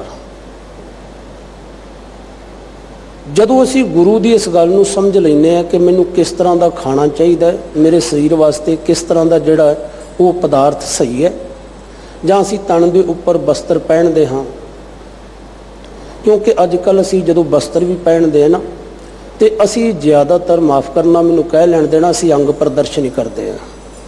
ਅਸੀਂ ਤੇ ਧਰਮ ਸਥਾਨਾਂ 'ਤੇ ਜਾ ਕੇ ਵੀ ਨਾ, ਉੱਥੇ ਵੀ ਨਹੀਂ ਦੇਖਦੇ ਕਿ ਸਾਡੇ ਬਸਤਰ ਕਿਸ ਤਰ੍ਹਾਂ ਦੇ ਹੋਣੇ ਚਾਹੀਦੇ ਨੇ, ਕਿਉਂਕਿ ਅਸੀਂ ਆਪਣੇ ਅੰਗਾਂ ਦੀ ਨਮਾਇਸ਼ ਲਾਈ ਹੋਈ ਹੈ। ਮੈਂ ਕੇਵਲ ਬੇਨਤੀ ਕਰ ਸਕਦਾ, ਕਈ ਵਾਰ ਕੁਝ ਪੁੱਛ ਲੈਂਦੇ ਨੇ ਜੀ ਲਿਖਿਆ ਕਿੱਥੇ ਹੈ ਕਿ ਕੋਈ ਟੀ-ਸ਼ਰਟ ਪਾ ਕੇ ਨਹੀਂ ਆ ਸਕਦਾ, ਜਾਂ ਕੋਈ ਬੇਟੀ ਜਿਹੜੀ ਹੈ ਉਹ ਟੀ-ਸ਼ਰਟ ਪਾ ਕੇ ਨਹੀਂ ਆ ਸਕਦੀ, ਕਿੱਥੇ ਲਿਖਿਆ ਹੈ? ਮੈਂ ਬੇਨਤੀ ਕਰਾਂ ਗੁਰਮੁਖੋ, ਜੋ ਸਾਡਾ ਸੱਭਿਆਚਾਰ ਹੈ, ਜੋ ਗੁਰਮਤਿ ਕਲਚਰ ਹੈ, ਅਸੀਂ ਉਸ ਨੂੰ ਸਮਝੀਏ। ਤੁਸੀਂ ਨਹੀਂ ਆਖੇ ਲੱਗਣਾ ਇੱਕ ਵੱਖਰੀ ਗੱਲ ਹੈ, ਪਰੰਤੂ ਸੱਚੀ ਗੱਲ ਹੈ, ਜੇ ਕਿਸੇ ਮੇਰੇ ਭੈਣ ਨੇ 5 ਕਕਾਰੀ ਪਾਈ ਹੋਵੇ ਵਰਦੀ, ਸਿਰ ਤੇ ਲਈ ਹੋਵੇ ਚੁੰਨੀ, ਗਲ ਦੇ ਵਿੱਚ ਹੋਵੇ 9 ਇੰਚੀ ਕਿਰਪਾਨ, ਤੇ ਨਿਤਨੇਮੀ ਹੋਵੇ, ਤੇ ਉਹ ਸ਼ਰੇਆਮ ਭਾਵੇਂ ਅੱਧੀ ਰਾਤ ਬਾਜ਼ਾਰ ਦੇ ਵਿੱਚ ਦੀ ਲੰਘ ਜਾਵੇ ਨਾ, ਕਿਸੇ ਦੀ ਜ਼ਰੂਰਤ ਨਹੀਂ ਹੈ ਕਿ ਉਹਦੇ ਵੱਲ ਗੰਦੀਆਂ ਨਜ਼ਰਾਂ ਨਾਲ ਤੱਕ ਸਕੇ। ਪਰ ਜਦੋਂ ਅਸੀਂ ਖੁਦ ਹੀ ਇਸ ਤਰ੍ਹਾਂ ਦਾ ਲਿਬਾਸ ਰੱਖਾਂਗੇ ਤੇ ਇਹ ਸ਼ੋਭਦਾ ਨਹੀਂ ਹੈ। ਲੋਕਾਂ ਦੀਆਂ ਤੁਰੰਤ ਮੰਦੀਆਂ ਨਜ਼ਰਾਂ ਜਿਹੜੀਆਂ ਉਹਨਾਂ ਦੇ ਤਨ ਦੇ ਉੱਪਰ ਜਾਂਦੀਆਂ ਨੇ। ਗੁਰੂ ਕਿਰਪਾ ਕਰੇ, ਇਹ ਸਾਨੂੰ ਸਾਰਿਆਂ ਨੂੰ ਸਮਝਣ ਤੇ ਸਮਝਾਉਣ ਦੀ ਲੋੜ ਹੈ। ਔਰ ਜਿੱਥੇ ਅਸੀਂ ਗੁਰਬਾਣੀ ਨੂੰ ਪੜ੍ਹਦੇ ਹਾਂ, ਸੁਣਦੇ ਸਮਝਦੇ ਹਾਂ, ਗੁਰਬਾਣੀ ਸਾਡੇ ਦੁੱਖਾਂ ਨੂੰ ਦੂਰ ਕਰਦੀ ਹੈ, ਰੋਗਾਂ ਨੂੰ ਦੂਰ ਕਰਦੀ ਹੈ, ਤੇ ਮੇਰੇ ਗੁਰੂ ਨੇ ਹਰ ਢੰਗ ਵਰਤਿਆ ਹੈ ਸਾਨੂੰ ਸਮਝਾਉਣ ਦੇ ਵਾਸਤੇ, ਸਾਡੇ ਮਨ ਦੇ ਰੋਗਾਂ ਨੂੰ ਦੂਰ ਕਰਨ ਵਾਸਤੇ ਗੁਰਬਾਣੀ ਨੂੰ। ਔਰ ਜੇ ਲੱਗਿਆ ਹੈ ਕਿ ਇਹ ਇਨਸਾਨ ਆਪਣੇ ਸਰੀਰ ਦਾ ਸੰਤੁਲਨ ਵਿਗਾੜ ਬੈਠਾ ਹੈ, ਰੋਗੀ ਹੋ ਗਿਆ ਹੈ, ਤੇ ਉਸ ਦਾ ਰੋਗ ਦੂਰ ਕਰਨ ਵਾਸਤੇ ਵੀ ਸਭ ਤੋਂ ਪਹਿਲਾਂ ਮੇਰੇ ਗੁਰੂ ਨਾਨਕ ਸਾਹਿਬ ਮਹਾਰਾਜ ਜੀ ਦੀ 5ਵੀਂ ਜੋਤ ਸਾਹਿਬ ਸ੍ਰੀ ਗੁਰੂ ਅਰਜੁਨ ਦੇਵ ਮਹਾਰਾਜ ਜੀ ਨੇ ਤਰਨਤਾਰਨ ਸਾਹਿਬ ਵਿਖੇ ਕੋੜਗੜ੍ਹ ਬਣਾਇਆ ਸੀ ਕੋੜੀਆਂ ਦਾ ਇਲਾਜ ਕਰਨ ਵਾਸਤੇ, ਔਰ ਆਪਣੇ ਹੱਥੀਂ ਸੇਵਾ ਕਰਦੇ ਸੀ ਸਮੇਤ ਮਾਤਾ ਗੰਗਾ ਜੀ ਦੇ। 7ਵੇਂ ਪਾਤਸ਼ਾਹ ਗੁਰੂ ਹਰਿਰਾਏ ਸਾਹਿਬ ਮਹਾਰਾਜ ਜੀ, ਜਿਨ੍ਹਾਂ ਦਾ ਉਸ ਸਮੇਂ ਦੇ ਵਿੱਚ ਪ੍ਰਸਿੱਧ ਦਵਾਖਾਨਾ ਸੀ, ਸ਼ਾਹਜਹਾਂ ਵਰਗਿਆਂ ਨੂੰ ਵੀ ਉਹ ਜਦੋਂ ਕਿਤਿਓਂ ਜੜੀ ਬੂਟੀ ਪ੍ਰਾਪਤ ਨਹੀਂ ਸੀ ਹੋਈ, ਤੇ ਆਣ ਕੇ ਗੁਰੂ ਹਰਿਰਾਏ ਸਾਹਿਬ ਮਹਾਰਾਜ ਜੀ ਦੇ ਹਜ਼ੂਰ ਤੇ ਇਹਨਾਂ ਦੇ ਸੇਵਕਾਂ ਨੇ ਅਰਜ਼ ਕੀਤੀ ਸੀ, ਔਰ ਮੇਰੇ ਪਾਤਸ਼ਾਹ ਜੀ ਨੇ ਕਿਰਪਾ ਕਰ ਦਿੱਤੀ। ਔਰ ਸਾਹਿਬ ਸ੍ਰੀ ਗੁਰੂ ਹਰਕ੍ਰਿਸ਼ਨ ਸਾਹਿਬ ਮਹਾਰਾਜ ਜੀ ਦੀ ਵਡਿਆਈ ਪਤਾ ਹੀ ਨਹੀਂ ਅਸੀਂ ਕਿੰਨੀ ਵਾਰ ਪੜ੍ਹੀ ਤੇ ਸੁਣੀ ਹੈ। ਸ੍ਰੀ ਹਰਕ੍ਰਿਸ਼ਨ ਧਿਆਈਐ ਜਿਸ ਡਿਠੈ ਸਭ ਦੁੱਖ ਜਾਏ। ਗੁਰੂ ਸਮਰੱਥ ਹੈ, ਪਰੰਤੂ ਅਸੀਂ ਗੁਰੂ ਦੇ ਬਚਨਾਂ ਅਨੁਸਾਰੀ ਹੋ ਕੇ ਚੱਲੀਏ। ਜੇ ਅਸੀਂ ਇਹਨਾਂ ਦੁੱਖਾਂ ਕਲੇਸ਼ਾਂ ਤੋਂ ਛੁਟਕਾਰਾ ਚਾਹੁੰਦੇ ਹਾਂ ਤਾਂ ਕੇਵਲ ਗੱਲਾਂ ਦੇ ਨਾਲ ਗੱਲ ਨਹੀਂ ਬਣੇਗੀ। ਨਾਮ ਲੈਤ ਸਭ ਦੁੱਖੇ ਨਾਸ, ਨਾਮ ਜਪਤ ਹਰ ਚਰਨ ਨਿਵਾਸ। ਪਰਮੇਸ਼ਰ ਦਾ ਨਾਮ ਜਪਦਿਆਂ ਜਪਦਿਆਂ ਗੁਰੂ ਦੇ ਸ਼ਬਦ ਸਰੂਪ ਚਰਨਾਂ ਦਾ ਨਿਵਾਸ ਸਾਡੇ ਹਿਰਦੇ ਵਿੱਚ ਹੋ ਜਾਂਦਾ ਹੈ। ਤੇ ਜਦੋਂ ਗੁਰੂ ਦਾ ਸ਼ਬਦ ਹਿਰਦੇ ਵਿੱਚ ਵਸ ਗਿਆ ਤੇ ਇਹ ਸ਼ਬਦ ਗੁਰੂ ਪ੍ਰਕਾਸਿਓ ਹਰ ਰਸਨ ਵਸਾਇਓ। ਸਮਝ ਲਓ ਕਿ ਨਿਰੰਕਾਰ ਜਿਹੜਾ ਹੈ ਉਸਨੇ ਸਾਡੇ ਹਿਰਦਾ ਰੂਪੀ ਸੇਜ ਦੇ ਉੱਪਰ ਡੇਰਾ ਲਾ ਲਿਆ ਹੈ। ਹੁਣ ਹਰ ਵੇਲੇ ਉਸ ਦੀ ਯਾਦ ਬਣੀ ਹੋਈ ਹੈ, ਹਰ ਵੇਲੇ ਮਨ ਦੇ ਅੰਦਰ ਪਿਆਰ ਖਿੱਚ ਬਣੀ ਹੋਈ ਹੈ ਉਹਦੇ ਪ੍ਰੇਮ ਆਨੰਦ ਨੂੰ ਮਾਣਨ ਦੇ ਵਾਸਤੇ। ਅਸੀਂ ਬਾਹਰੀ ਤੌਰ ਤੇ ਜਪਦੇ ਹਾਂ, ਮੁਬਾਰਕ ਹੈ, ਚੰਗੀ ਗੱਲ ਹੈ, ਕਿਉਂਕਿ ਅੱਜ ਅਸੀਂ ਰਸਨਾ ਨਾਲ ਜਪ ਰਹੇ ਹਾਂ। ਕੱਲ ਨੂੰ ਗੁਰੂ ਕਿਰਪਾ ਕਰੇਗਾ ਸਾਡੇ ਹੋਠ ਵੀ ਭਾਵੇਂ ਨਾ ਹਿੱਲਣ, ਜੀਭਾ ਵੀ ਨਾ ਹਿੱਲੇ, ਤਾਂ ਵੀ ਅਸੀਂ ਵਾਹਿਗੁਰੂ ਦੀ ਵਡਿਆਈ ਕਰਾਂਗੇ। ਆਪ ਮੁਹਾਰੇ ਸਾਡੀ ਰਸਨਾ ਤੋਂ ਨਿਕਲੇਗਾ ਵਾਹਿਗੁਰੂ ਵਾਹਿਗੁਰੂ ਵਾਹਿਗੁਰੂ। ਤੇ ਇੱਕ ਦਿਨ ਇਹੋ ਜਿਹੀ ਕਲਾ ਵਰਤ ਜਾਵੇਗੀ ਜਿਸ ਦਿਨ ਸਾਡੇ ਹਿਰਦੇ ਦੇ ਅੰਦਰੋਂ ਆਵਾਜ਼ ਆਉਣੀ ਸ਼ੁਰੂ ਹੋ ਜਾਵੇਗੀ। ਪਰੰਤੂ ਸਾਨੂੰ ਰੋਜ਼ਾਨਾ ਗੁਰੂ ਦੀ ਬਖਸ਼ਿਸ਼, ਗੁਰੂ ਦੇ ਉਪਦੇਸ਼, ਉਹਨਾਂ ਨੂੰ ਆਪਣੇ ਜੀਵਨ ਦੇ ਵਿੱਚ ਅਪਣਾਉਣ ਦੀ ਕਮਾਈ ਕਰਨੀ ਪਵੇਗੀ। ਇਹ ਗੁਰੂ ਦੇ ਸ਼ਬਦ ਦੀ ਕਮਾਈ ਹੈ। ਨਿਰਵਿਘਨ ਭਗਤ ਭਜ ਹਰ ਹਰ ਨਾਉ, ਰਸਕ ਰਸਕ ਹਰ ਕੇ ਗੁਣ ਗਾਓ ਰਹਾਓ। ਹਰ ਸਿਮਰਤ ਕਿਛ ਚਾਖ ਨਾ ਜੋ ਹੈ। ਪਰਮੇਸ਼ਰ ਦਾ ਸਿਮਰਨ ਕਰਦਿਆਂ ਕਰਦਿਆਂ ਐਸੀ ਬਖਸ਼ਿਸ਼ ਪ੍ਰਾਪਤ ਹੋ ਜਾਂਦੀ ਹੈ ਗੁਰਮੁਖੋ, ਉਹਨਾਂ ਨੂੰ ਫਿਰ ਮੰਦੀਆਂ ਨਜ਼ਰਾਂ ਨਹੀਂ ਲੱਗਦੀਆਂ, ਬੁਰੀਆਂ ਨਜ਼ਰਾਂ ਨਹੀਂ ਲੱਗਦੀਆਂ। ਜਿਵੇਂ ਹੋ ਸਕਦਾ ਕਦੀ ਆਪਾਂ ਛੋਟੇ ਹੁੰਦਿਆਂ ਦੇਖਿਆ ਹੋਵੇ, ਜੇ ਬੱਚਾ ਰੋਣ ਲੱਗਿਆ ਤੇ ਮਾਂ ਨੇ ਕਹਿਣਾ ਲਿਆਓ ਲਾਲ ਮਿਰਚਾਂ ਡੰਡੀ ਵਾਲੀਆਂ, ਵਾਰ ਕੇ ਚੁੱਲ੍ਹੇ 'ਚ ਸੁੱਟ ਦੇਣੀਆਂ। ਬੱਚੇ ਨੂੰ ਨਜ਼ਰ ਲੱਗ ਗਈ ਹੈ, ਭਾਵੇਂ ਉਹਨੂੰ ਚੁੱਕਦਿਆਂ ਚੁਕਾਉਂਦਿਆਂ ਹੋ ਸਕਦਾ ਕੋਈ ਦੁੱਖ ਤਕਲੀਫ ਹੋਈ ਹੋਵੇ, ਜਾਂ ਬੱਚਾ ਰੋ ਕੇ ਦੱਸ ਵੀ ਨਹੀਂ ਸਕਦਾ ਕਿ ਮੈਨੂੰ ਕੀ ਤਕਲੀਫ ਹੈ, ਪਰ ਮਾਂ ਨੂੰ ਇੱਕੋ ਹੀ ਗੱਲ ਲੱਗੀ ਹੋਈ, ਨਹੀਂ ਇਹਨੂੰ ਨਜ਼ਰ ਲੱਗੀ ਹੋਈ, ਕੋਈ ਗੱਲ ਨਹੀਂ, ਦਵਾਈ ਦੀ ਕੀ ਲੋੜ ਹੈ, ਬਸ ਮਿਰਚਾਂ ਵਾਰ ਕੇ ਚੁੱਲ੍ਹੇ 'ਚ ਸੁੱਟ ਦਿਓ। ਇੱਕ ਭਰਮ ਸੀ। ਔਰ ਅਸੀਂ ਇਸ ਤੋਂ ਵੀ ਅੱਗੇ ਹੋਰ ਤਰੱਕੀ ਕਰਦੇ ਗਏ, ਕਿਉਂਕਿ ਜਦੋਂ ਤੋਂ ਸੁਰਤ ਸੰਭਲੀਏ ਦੇਖਦੇ ਆ ਰਹੇ ਅੱਜ ਤੱਕ ਵੀ ਕੁਝ ਕੁ ਤੇ ਮੇਰੇ ਮਾਈ ਭਾਈ ਬੜੇ ਸਿਆਣੇ ਹੋ ਗਏ ਜਿਨ੍ਹਾਂ ਨੂੰ ਗੁਰੂ ਦੀ ਸਮਝ ਪੈ ਗਈ, ਨਹੀਂ ਤੇ ਬਹੁਤ ਸਾਰੇ ਅੱਜ ਵੀ ਨਹੀਂ। ਜਦੋਂ ਘਰ ਮਕਾਨ ਬਣਾਉਂਦੇ ਆ ਨਾ, ਤੇ ਜਿਵੇਂ ਪੁਰਾਣੇ ਸਮਿਆਂ ਦੇ ਵਿੱਚ ਜਿਹੜੀ ਤੌੜੀ ਹੁੰਦੀ ਸੀ ਟੁੱਟੀ, ਉਹਨੂੰ ਮੁੱਧੀ ਮਾਰ ਦੇਣਾ ਜੀ ਸਾਡੇ ਘਰ ਨੂੰ ਨਜ਼ਰ ਨਾ ਲੱਗ ਜਾਏ। ਅੱਜ ਵੀ ਇਸ ਤਰ੍ਹਾਂ ਦੇ ਪਤਾ ਹੀ ਨਹੀਂ, ਕਈ ਪ੍ਰਕਾਰ ਦੇ ਨਕਾਬਜੇ ਆ ਗਏ ਮਾਰਕੀਟਾਂ ਵਿੱਚ, ਉਹ ਸੋਹਣੀ ਬੜੀ ਕੋਠੀ ਬਣਾ ਕੇ ਲਟਕਾਏ ਜਾਂਦੇ ਆ। ਪਰ ਅਫਸੋਸ ਬਹੁਤ ਸਾਰੇ ਇਹੋ ਜਿਹੇ ਲੋਕ ਵੀ ਨੇ ਜਿਹੜੇ ਚੰਗੀਆਂ ਗੱਡੀਆਂ ਲੈ ਕੇ ਮਹਿੰਗੇ ਮੁੱਲ ਵਾਲੀਆਂ ਵਧੀਆ ਕੋਠੀਆਂ ਬਣਾ ਕੇ ਤੇ ਉਹਦੇ ਨਾਲ ਲਟਕਾ ਦਿੰਦੇ ਆ ਛਿੱਤਰ। ਫਿਰ ਇਹ ਵੀ ਪਤਾ ਹੈ ਕਿ ਥੱਲਿਓਂ ਦੀ ਵੀ ਅਸੀਂ ਲੰਘਣਾ ਹੈ। ਜੇ ਅਸੀਂ ਕੋਠੀ ਦੇ ਅੰਦਰ ਜਾਣਾ ਹੈ ਤੇ ਦਰਵਾਜ਼ੇ ਥਾਣੀ ਜਾਣਾ ਹੈ, ਉੱਤੇ ਛਿੱਤਰ ਲਮਕ ਰਿਹਾ ਹੈ, ਇਹਦਾ ਮਤਲਬ ਅਸੀਂ ਦੱਸ ਰਹੇ ਹਾਂ ਕਿ ਅਸੀਂ ਛਿੱਤਰ ਦੇ ਥੱਲੇ ਲੱਗਣਾ ਹੀ ਚੰਗਾ ਜਾਣਦੇ ਹਾਂ। ਸਾਨੂੰ ਗੁਰੂ ਦੇ ਸ਼ਬਦ ਦੀ ਲੋੜ ਨਹੀਂ, ਸਾਨੂੰ ਛਿੱਤਰ ਦੀ ਲੋੜ ਹੀ ਹੈ। ਨਹੀਂ ਗੁਰਮੁਖੋ, ਜਿਹਦੇ ਘਰ ਦੇ ਵਿੱਚ ਗੁਰੂ ਦੀ ਬਾਣੀ ਆ ਜਾਵੇ, ਚਾਹੀਦਾ ਤੇ ਇਹ ਸੀ ਮੇਰੇ ਪਾਤਸ਼ਾਹ ਨੇ ਮੈਨੂੰ ਘਰ ਮਕਾਨ ਬਣਾ ਕੇ ਦਿੱਤਾ ਹੈ, ਮੈਂ ਇਸ ਘਰ ਦੇ ਵਿੱਚ ਗੁਰੂ ਦੀ ਬਾਣੀ ਲੈ ਕੇ ਆਵਾਂ। ਮੈਂ ਆਪਣੇ ਘਰ ਦੇ ਵਿੱਚ ਸੁਖਮਨੀ ਸਾਹਿਬ ਜੀ ਦਾ ਗੁਟਕਾ ਰੱਖਾਂ, ਨਿਤਨੇਮ ਸਾਹਿਬ ਜੀ ਦਾ ਗੁਟਕਾ ਰੱਖਾਂ, ਕੋਈ ਗੁਰਬਾਣੀ ਦੀ ਪੋਥੀ ਰੱਖਾਂ ਤੇ ਆਪਣੇ ਘਰ ਦੇ ਵਿੱਚ ਨਿਤਨੇਮ ਕਰਿਆ ਕਰਾਂ, ਬਾਣੀ ਪੜ੍ਹਿਆ ਕਰਾਂ। ਜਿਹੜੇ ਜੀਵ ਗੁਰੂ ਦੇ ਸ਼ਬਦ ਨਾਲ ਜੁੜ ਗਏ ਭਾਈ, ਉਹ ਇਹਨਾਂ ਚੱਕਰਾਂ ਵਿੱਚ ਨਹੀਂ ਪੈਂਦੇ। ਰਾਮ ਨਾਮ ਜੋ ਜਨ ਜਪੇ ਸੋ ਅਨ ਦਿਨ ਜਾਗੇ, ਤੰਤ ਮੰਤ ਨਾ ਜੋ ਹੀ ਤਿਤ ਚਾਖ ਨਾ ਲਾਗੇ। ਮੇਰੇ ਪਾਤਸ਼ਾਹ ਜੀ ਕਹਿੰਦੇ ਫਿਰ ਉਹਨਾਂ ਨੂੰ ਮੰਦੀਆਂ ਨਜ਼ਰਾਂ ਨਹੀਂ ਲੱਗਦੀਆਂ ਜਿਹੜੇ ਪਰਮੇਸ਼ਰ ਦੇ ਨਾਮ ਨੂੰ ਜਪਦੇ ਨੇ, ਜਿਹੜੇ ਹਰ ਵੇਲੇ ਸੁਚੇਤ ਰਹਿੰਦੇ ਨੇ ਕਿ ਅੱਜ ਦਿਨ ਚੜ੍ਹ ਗਿਆ, ਮੈਂ ਹਲੇ ਨਿਤਨੇਮ ਹੀ ਨਹੀਂ ਕੀਤਾ, ਅੱਧੀ ਰਾਤ ਹੋ ਚੱਲੀ, ਉਹ ਮੈਨੂੰ ਤੇ ਰਹਿਰਾਸ ਸਾਹਿਬ ਦਾ ਪਾਠ ਕਰਨ ਦਾ ਹੀ ਚੇਤਾ ਭੁੱਲ ਗਿਆ। ਬਲਕਿ ਉਹ ਹਰ ਵੇਲੇ ਇਸ ਪਾਸੇ ਨੂੰ ਤੁਰੇ ਰਹਿੰਦੇ ਨੇ, ਪਰਮੇਸ਼ਰ ਦੀ ਯਾਦ ਵਾਲੇ ਪਾਸੇ ਨੂੰ। ਉਹਨਾਂ ਨੂੰ ਇਹ ਬੁਰੀਆਂ ਨਜ਼ਰਾਂ ਜਿਹੜੀਆਂ ਨਹੀਂ ਲੱਗਦੀਆਂ, ਕਿਉਂਕਿ ਬੁਰੀਆਂ ਨਜ਼ਰਾਂ ਲੱਗਣ ਦਾ ਸਾਡੇ ਮਨ ਦੇ ਅੰਦਰ ਭਰਮ ਹੈ, ਕਿਉਂਕਿ ਸਾਡੇ ਖੁਦ ਦੇ ਵਿਚਾਰ ਬੁਰੇ ਨੇ। ਕਦੀ ਕਾਵਾਂ ਦੇ ਆਖਣ ਦੇ ਨਾਲ ਸ਼ੇਰ ਮਰ ਨਹੀਂ ਜਾਂਦੇ। ਜੋ ਕੋਈ ਦੁਖੀ ਹੋਈ ਜਾ ਰਿਹਾ ਤੇ ਖੁਦ ਆਪ ਦੁਖੀ ਹੋ ਰਿਹਾ। ਸਾਡੇ ਘਰ ਵੱਲ ਵੇਖ ਕੇ, ਪਰਿਵਾਰ ਵੱਲ ਵੇਖ ਕੇ, ਗੱਡੀਆਂ ਮੋਟਰਾਂ ਵੱਲ ਵੇਖ ਕੇ ਨਾ ਸਾਨੂੰ ਕਾਹਦੀ ਟੈਨਸ਼ਨ ਹੈ, ਪਰ ਸਾਡੇ ਮਨ ਦੇ ਅੰਦਰ ਇੱਕ ਭਰਮ ਬਣਿਆ ਹੋਇਆ ਹੈ, ਜਿਸ ਕਾਰਨ ਕਰਕੇ ਅਸੀਂ ਆਪਣੇ ਤੌਰ ਤੇ ਪਰੇਸ਼ਾਨ ਹੁੰਦੇ ਰਹਿੰਦੇ, ਭੁਲੇਖੇ ਵਿੱਚ ਪਏ ਹੋਏ ਹਾਂ। हर सिमरत दैंत देव ना पोहै। वाहिगुरु जी का सिमरन करदिया होया कोई दैंत देव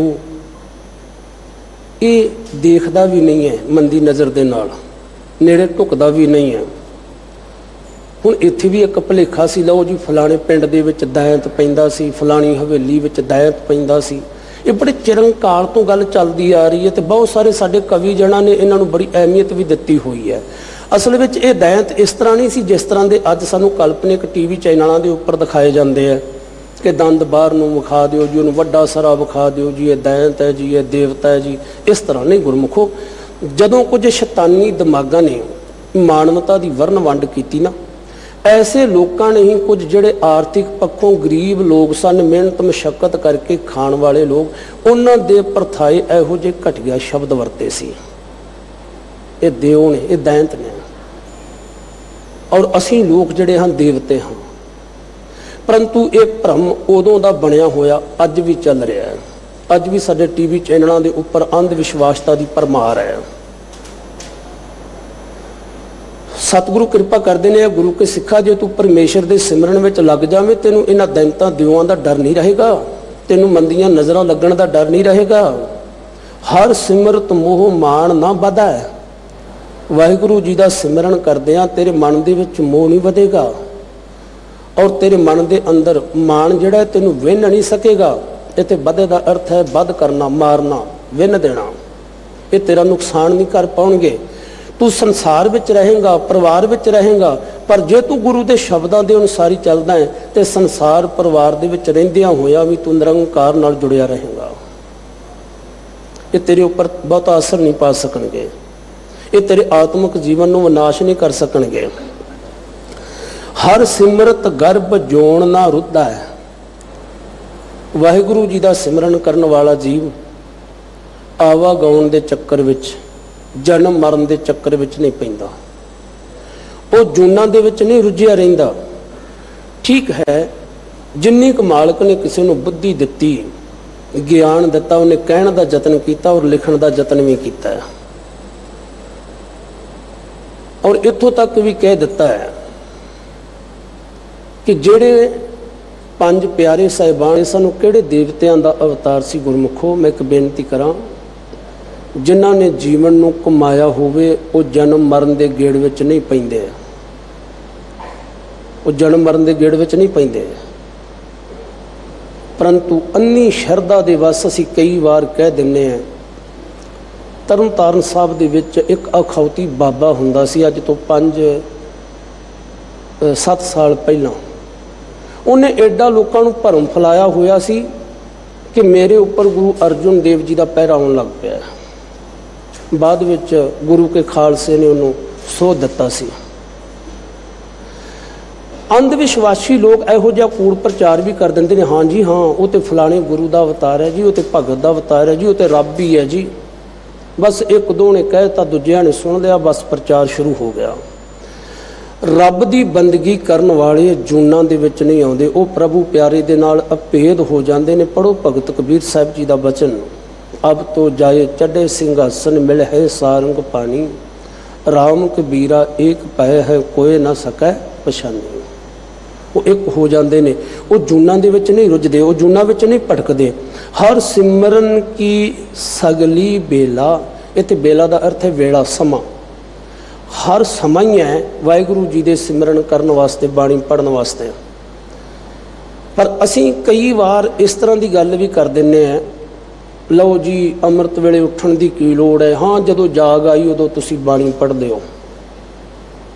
हर बंदे की अपनी अपनी थिंकिंग है, क्योंकि सानू किसी के बारे में कुछ नहीं कहना चाहिए, पर असी वो गल्लां नूं सुन के मान लैंदे हां। हुण असी देखिए, साडे बच्चे ने स्कूल जाना है, असी उन्हें बड़े प्यार नाल उठाउणे, पुत उठ, मूँह चाह छक, ब्रैड छक, लिया मैं सोहनी वर्दी पा देवां, तेरे स्कूल की वैन आउण वाली है, किते लेट ना हो जाए। असी बच्चे नूं समय सिर स्कूल भेजते हैं। जे बच्चा आखे कि मम्मा कोई गल नहीं, की फर्क पैण डिया, मैं 12 बजे चले जाऊँगा स्कूल, तो माँ भी कहती, बाप भी कहता, पुत्त उदों तो छुट्टी हो जानी है। उदों जदों तू जाना है उन्हां चिर नूं ते किन्ने पीरियड लग चुके होने हैं किन्ने लैक्चर मिस हो जाने हैं तो कदे भी लैक्चर मिस नहीं करीदा, क्योंकि तू उन्होंने बच्चों तो अगे लंघना है, अपने साथियों तो अगे लंघना है, तू तो पिछे रह जाएगा। तो बच्चा इस गल नूं समझ आंदा है, परंतु असी बच्चों नूं समझाउण वाले खुद नहीं समझते। जे असी अमृत वेले उठांगे, बाणी पढ़ांगे, ये जिन्ना साडा समा लंघदा जा रहा है इन्हें वापस नहीं आउणा, इसकी संभाल करनी चाहिए है। असी फिर होर भी कार व्यवहार करने ने, जिमें जिमें फिर दिन चढ़ता जाता है तिवें तिवें साडी सुरत जिहड़ी ओह खिंडदी जाती है। इस वास्ते मेरे पातशाह ने कृपा की सी, चाह लांगे उठ नाम जप, निस्बासर आराध करहा तुझे ना व्यापई, नानक मिटे उपाध जा अमृत वेला सच नाओ वडियाई विचार। अमृत वेले दे जागण दी अपने आप विच महानता है, गुरु के शब्द नाल सुरत नूं जोड़न दी महानता है। हाँ, सारी दिहाड़ी तू जदों भी तेनू समा मिलता है तू परमेश्वर की बंदगी कर, सारी वेले चंगे ने, पर इस गल नूं खुंझाना, इहदे उपर तरका ना करके अमृत वेले उठना जरूरी नहीं। इस गल के उपर तरका ना कर कि सूरज अस्तन तो बाद रह रास कर ली, जे रात पैगी तो नहीं कर सकता। गुरमुखा बाणी पढ़िया कर। ये जो साडी मर्यादा है, मर्यादा नूं असीं मुख रखीए, जो सर्व श्री अकाल तख्त साहिब जी तो प्रवानित है। तो उस तो इलावा बाणी जिन्नी भी पढ़दा है सारा ही वेला सही है, पर जे वेला वक्त विच आ रही है कित वेला भगत होए, जे असीं मुड़ के सारी दिहाड़ी वेखीए फिर किहड़े वेले भगती करिए, किहड़े वेले नितनेम करिए। असीं कहने लो जी मेरे ऑफिस का टाइम ही हो गया जी, स्कूले जाण दा समा हो गया, अजे मेरा फलाना काम करन वाला है जी। इस वास्ते जदों असीं अमृत वेले उठदे हाँ, सब आही सलाह जिन्नी ध्याया एक मन से ही पूरे शाह वक्ते उपर लड़ मुए। हर सिमरन बहु माहे अकेला, वाहिगुरू जी का सिमरन करने वालियां विचों कोई एक होवेगा जिहड़ा प्रेम दे सहित उसकी याद विच जुड़दा है। नहीं तो हुंदा कि ये सारो दिन समझूरी करे हर की नाम, जदों सारा दिन बंदा मजदूरी करता है, हर नाम की बेड़ा बज्जर सिर परे, तो उन्होंने इंज लगता मेरे सिर के उपर समानी बिजली डिग पी है, मैनू नितनेम करना पैना है, हुण मैनू रह रस करनी पैनी है, क्योंकि आखण औखा साचा ना हो। परंतु जिन्होंने साचे नाम की लागे भूख, उत भूखे खाए चलिए दुख, सो क्यों विसरा मेरी माए, साचा साहिब साचा है नाए। उन्होंने की अरदास ही बन जाती है, वो परमेश्वर के नाम में इस तरह जुड़ जाते हैं। पर हुंदे ने कोट मदे को विरला सेवक, होर सगले व्यवहारी। जात अजात जपै जन कोए, भावें किसी की उच्ची जात है भावें किसी की नीवीं जात है, जिहड़ा भी परमेश्वर के नाम में जपदा है। गुरमुखो ईमानदारी नाल वेखीए तो जातां दो ही है, अमीरी ते गरीबी। जिन्ना किसी कोल पैसा ज़्यादा हुंदा जांदा है, उहदी जात उच्ची हुंदी जांदी है, जिन्ना बेचारा गरीब हुंदा जांदा है, उहदी जात नीवीं हुंदी जांदी है। गुरमत दे विच जात पात नूं कोई थां नहीं, कोई थां नहीं है। परंतु एक भरम सी, ये नीवीं जात वाला नाम नहीं जप सकदा, ये मंदिर के नेड़ियों दी नहीं लंघ सकदा, इहदे गिट्टे कट दिओ, इहदी जबान कट दिओ, इहने भगवान का नाम क्यों सुनिया, इहदे कन्नां विच शिक्का ढाल के पा दिओ। इहो जिहे तशद्दद भी कीते जांदे सी, पर मेरे पातशाह जी कहंदे नहीं भाई, भावें तुसीं किसी नूं उच्ची जात वाला कहंदे हो भावें नीवीं जात वाला, उस तरह ही है। जो प्राणी गोविंद ध्यावै, पढ़िया अणपढ़िया परमगत पावै। तुसीं जिन्हों नीच कहंदे हो, नीच जात हर जपतियां उत्तम पदवी पाए, पुछो बिदर दासी सुतै किशन उतरिया घर जिस जाए। मेरे गुरु नानक साहब महाराज जी ने जिन्होंने कदे शूद्र कह के भंडिया गया होवे, उन्हां दे विचों साथी भाई मरदाना भी नाल लिया सी, और भाई लालो जी के घर दे विचों गफ्फा छकिया सी। जो भी रुखा मिस्सा मिलिया आनंद सी, क्योंकि गुरु नानक साहब की विचारधारा ही ऐसी सी कि नीचा अंदर नीच जात नीची हूँ अत नीच, नानक तिनके संग साथ वड्डिया स्यों क्या रीस, जिथे नीच संभालियन तिथे नदर तेरी बख्शीस। इत्थे जात पात की गल नहीं है, कोई भी वाहिगुरू जी का सिमरन करके उसकी कृपा का पात्र बन सकता है।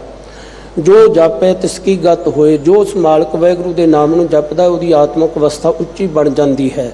हर का नाम जपीए साध संग, परमेश्वर के नाम नूं गुरु की संगत विच बैठ के तुसी घर विच नितनेम करदे हो, मुबारक है। तुसी टीवी चैनल के मोहरे बैठ के सचखंड श्री दरबार साहिब तो कीर्तन सरवण करदे हो, जां गुरुद्वारा श्री बंगला साहिब जी तो, गुरुद्वारा श्री मंजी साहिब दीवान हाल तो कथा सरवण करदे हो, बड़ी चंगी गल। परंतु नाल दी नाल इस गल नूं कदी ना भुल्लिओ कि गुरु की संगत विच जाना भी जरूरी है।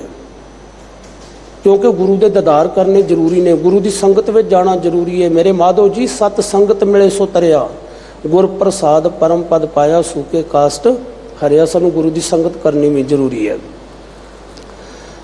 हर का नाम जपिया साध संग, हर के नाम का पूर्ण रंग। परमेश्वर के नाम का उन्होंने पूरा रंग चढ़ जाता है। ਜਿਹੜੇ सतसंग रूपी सरोवर ਦੇ ਵਿੱਚ ਆਣ ਕੇ ਬੈਠਦੇ ਨਾ, ਨਾਮ रूपी जल ਨਾਲ इशनान करते हैं। ਜਿਵੇਂ ਅਸੀਂ ਪੜ੍ਹਦੇ ਰਾਮਦਾਸ ਸਰੋਵਰ ਨਹਾਤੇ ਸਭ ਉਤਰੇ ਪਾਪ ਕਮਤ। ਜਦੋਂ ਅਸੀਂ ਸੰਗਤ ਰੂਪ ਸਰੋਵਰ ਵਿੱਚ ਬੈਠ ਕੇ प्रभु प्यारे दे नाम रूपी जल दे नाल इशनान करते हैं, फिर साडे मन तो पापां विकारां दी मलीनता जिवें दूर हो जाती है। इसे तरह जदों असीं एक निलारी कपड़े रंगण वाला जदों कोरे बस्तर नूं पा दे के मट दे विच पाउंदा है, रंग दे विच पाउंदा है, रंग चढ़ जाता है।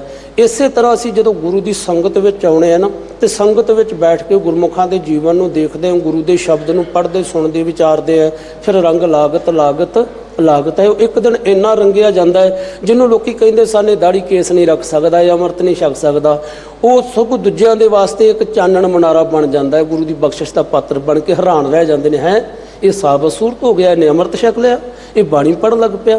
फिर गुरु इस तरह की कला वरता देता है। सानू इस वास्ते सतसंगत में जाना जरूरी है, और गुरु के शब्द में मन नूं रंगना, ये तो गुरु ही कृपा करे तो रंग चढ़ सकता है। पर साडा यतन जरूर होना चाहिए, वो प्यार की पा लग जाए। नानक कहो प्रभ कृपा धार। अखीरलियां पंक्तियां विच गुरु कृपा करते हैं, हे मेरे मालिक वाहिगुरू जीओ, हे मेरे प्रभु प्यारे जीओ, असां जीवां दे उपर भी एक कृपा करो। सास सास हर देहो चितार, ऐसी बख्शिश वरता दिओ कि मैं हर वेले हर साह दे नाल आप जी नूं चेते करता रहां, तुहाडी याद विच जुड़िया रहां। जदों असीं गुरु दे कोल ऐसी अरदास करते हाँ कि विसर नाहीं दातार, अपना नाम देहो, गुण गावा दिन रात, नानक चाओ एहो। फिर गुरु कृपा करके सानू अपने दरों घरों गुरसिੱਖੀ की दात दिंदा है, नाम की दात दिंदा है। वो अपनियां बख्शिशां दे नाल ऐसा नवाज दिंदा है जिहदे नाल हर वेले साडे हिरदे दे अंदर आत्मक आनंद बन जाता है, आत्मक खेड़ा बन जाता है, और उस भगवान दे नाल साडी सांझ करवा दिंदा है। जो थापिया ना जाए कीता ना होए, आपे आप निरंजन सोए। सो सतगुरु सच्चे पातशाह जी कृपा करन, आप जी दे नाल अमृत बचनां दी विचार करदिआं बेअंत होइआं भुल्लां दी खिमा, और नाल दी नाल कोटानकोट धन्नवाद है साहिब श्री गुरु ग्रंथ साहिब महाराज जी का, जिन्हां दी बख्शिश दे सदका दिल्ली सिख गुरुद्वारा प्रबंधक कमेटी की समुची मैनेजमेंट तथा सरबत संगत वालों बड़ा प्यार सहयोग दे के अपनी सेवा दे विच बिठा के गुरु की गल करन दा शुभ अवसर दे के नवाजिया जाता है।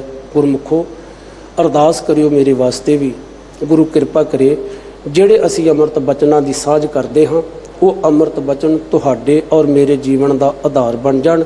इस सिमरन बन के गुरु का शब्द साडे हिरदियां विच वस जावे, हर घर विच बाणी आ जावे, बाणा आ जावे, आपसी प्रेम प्यार बन जावे, गुरु चरनां नाल प्रीति बन जावे। ये असीं अरदास करिए और एक मन हो के अरदास करिया करिए। जदों अरदास होवे ना, भाई साहब कहंदे बोलो जी, सारे मगरों बोलिया करो वाहिगुरू। जदों असीं एक मन हो के अरदास करते, फिर बिरथा कदे ना होवी जन की अरदास, नानक जोर गोबिंद का पूर्ण गुणतास। आओ सतगुरु सच्चे पातशाह की असीस लैंदिआं फतेह गजाइए जी। वाहिगुरू जी का खालसा, वाहिगुरू जी की फतेह।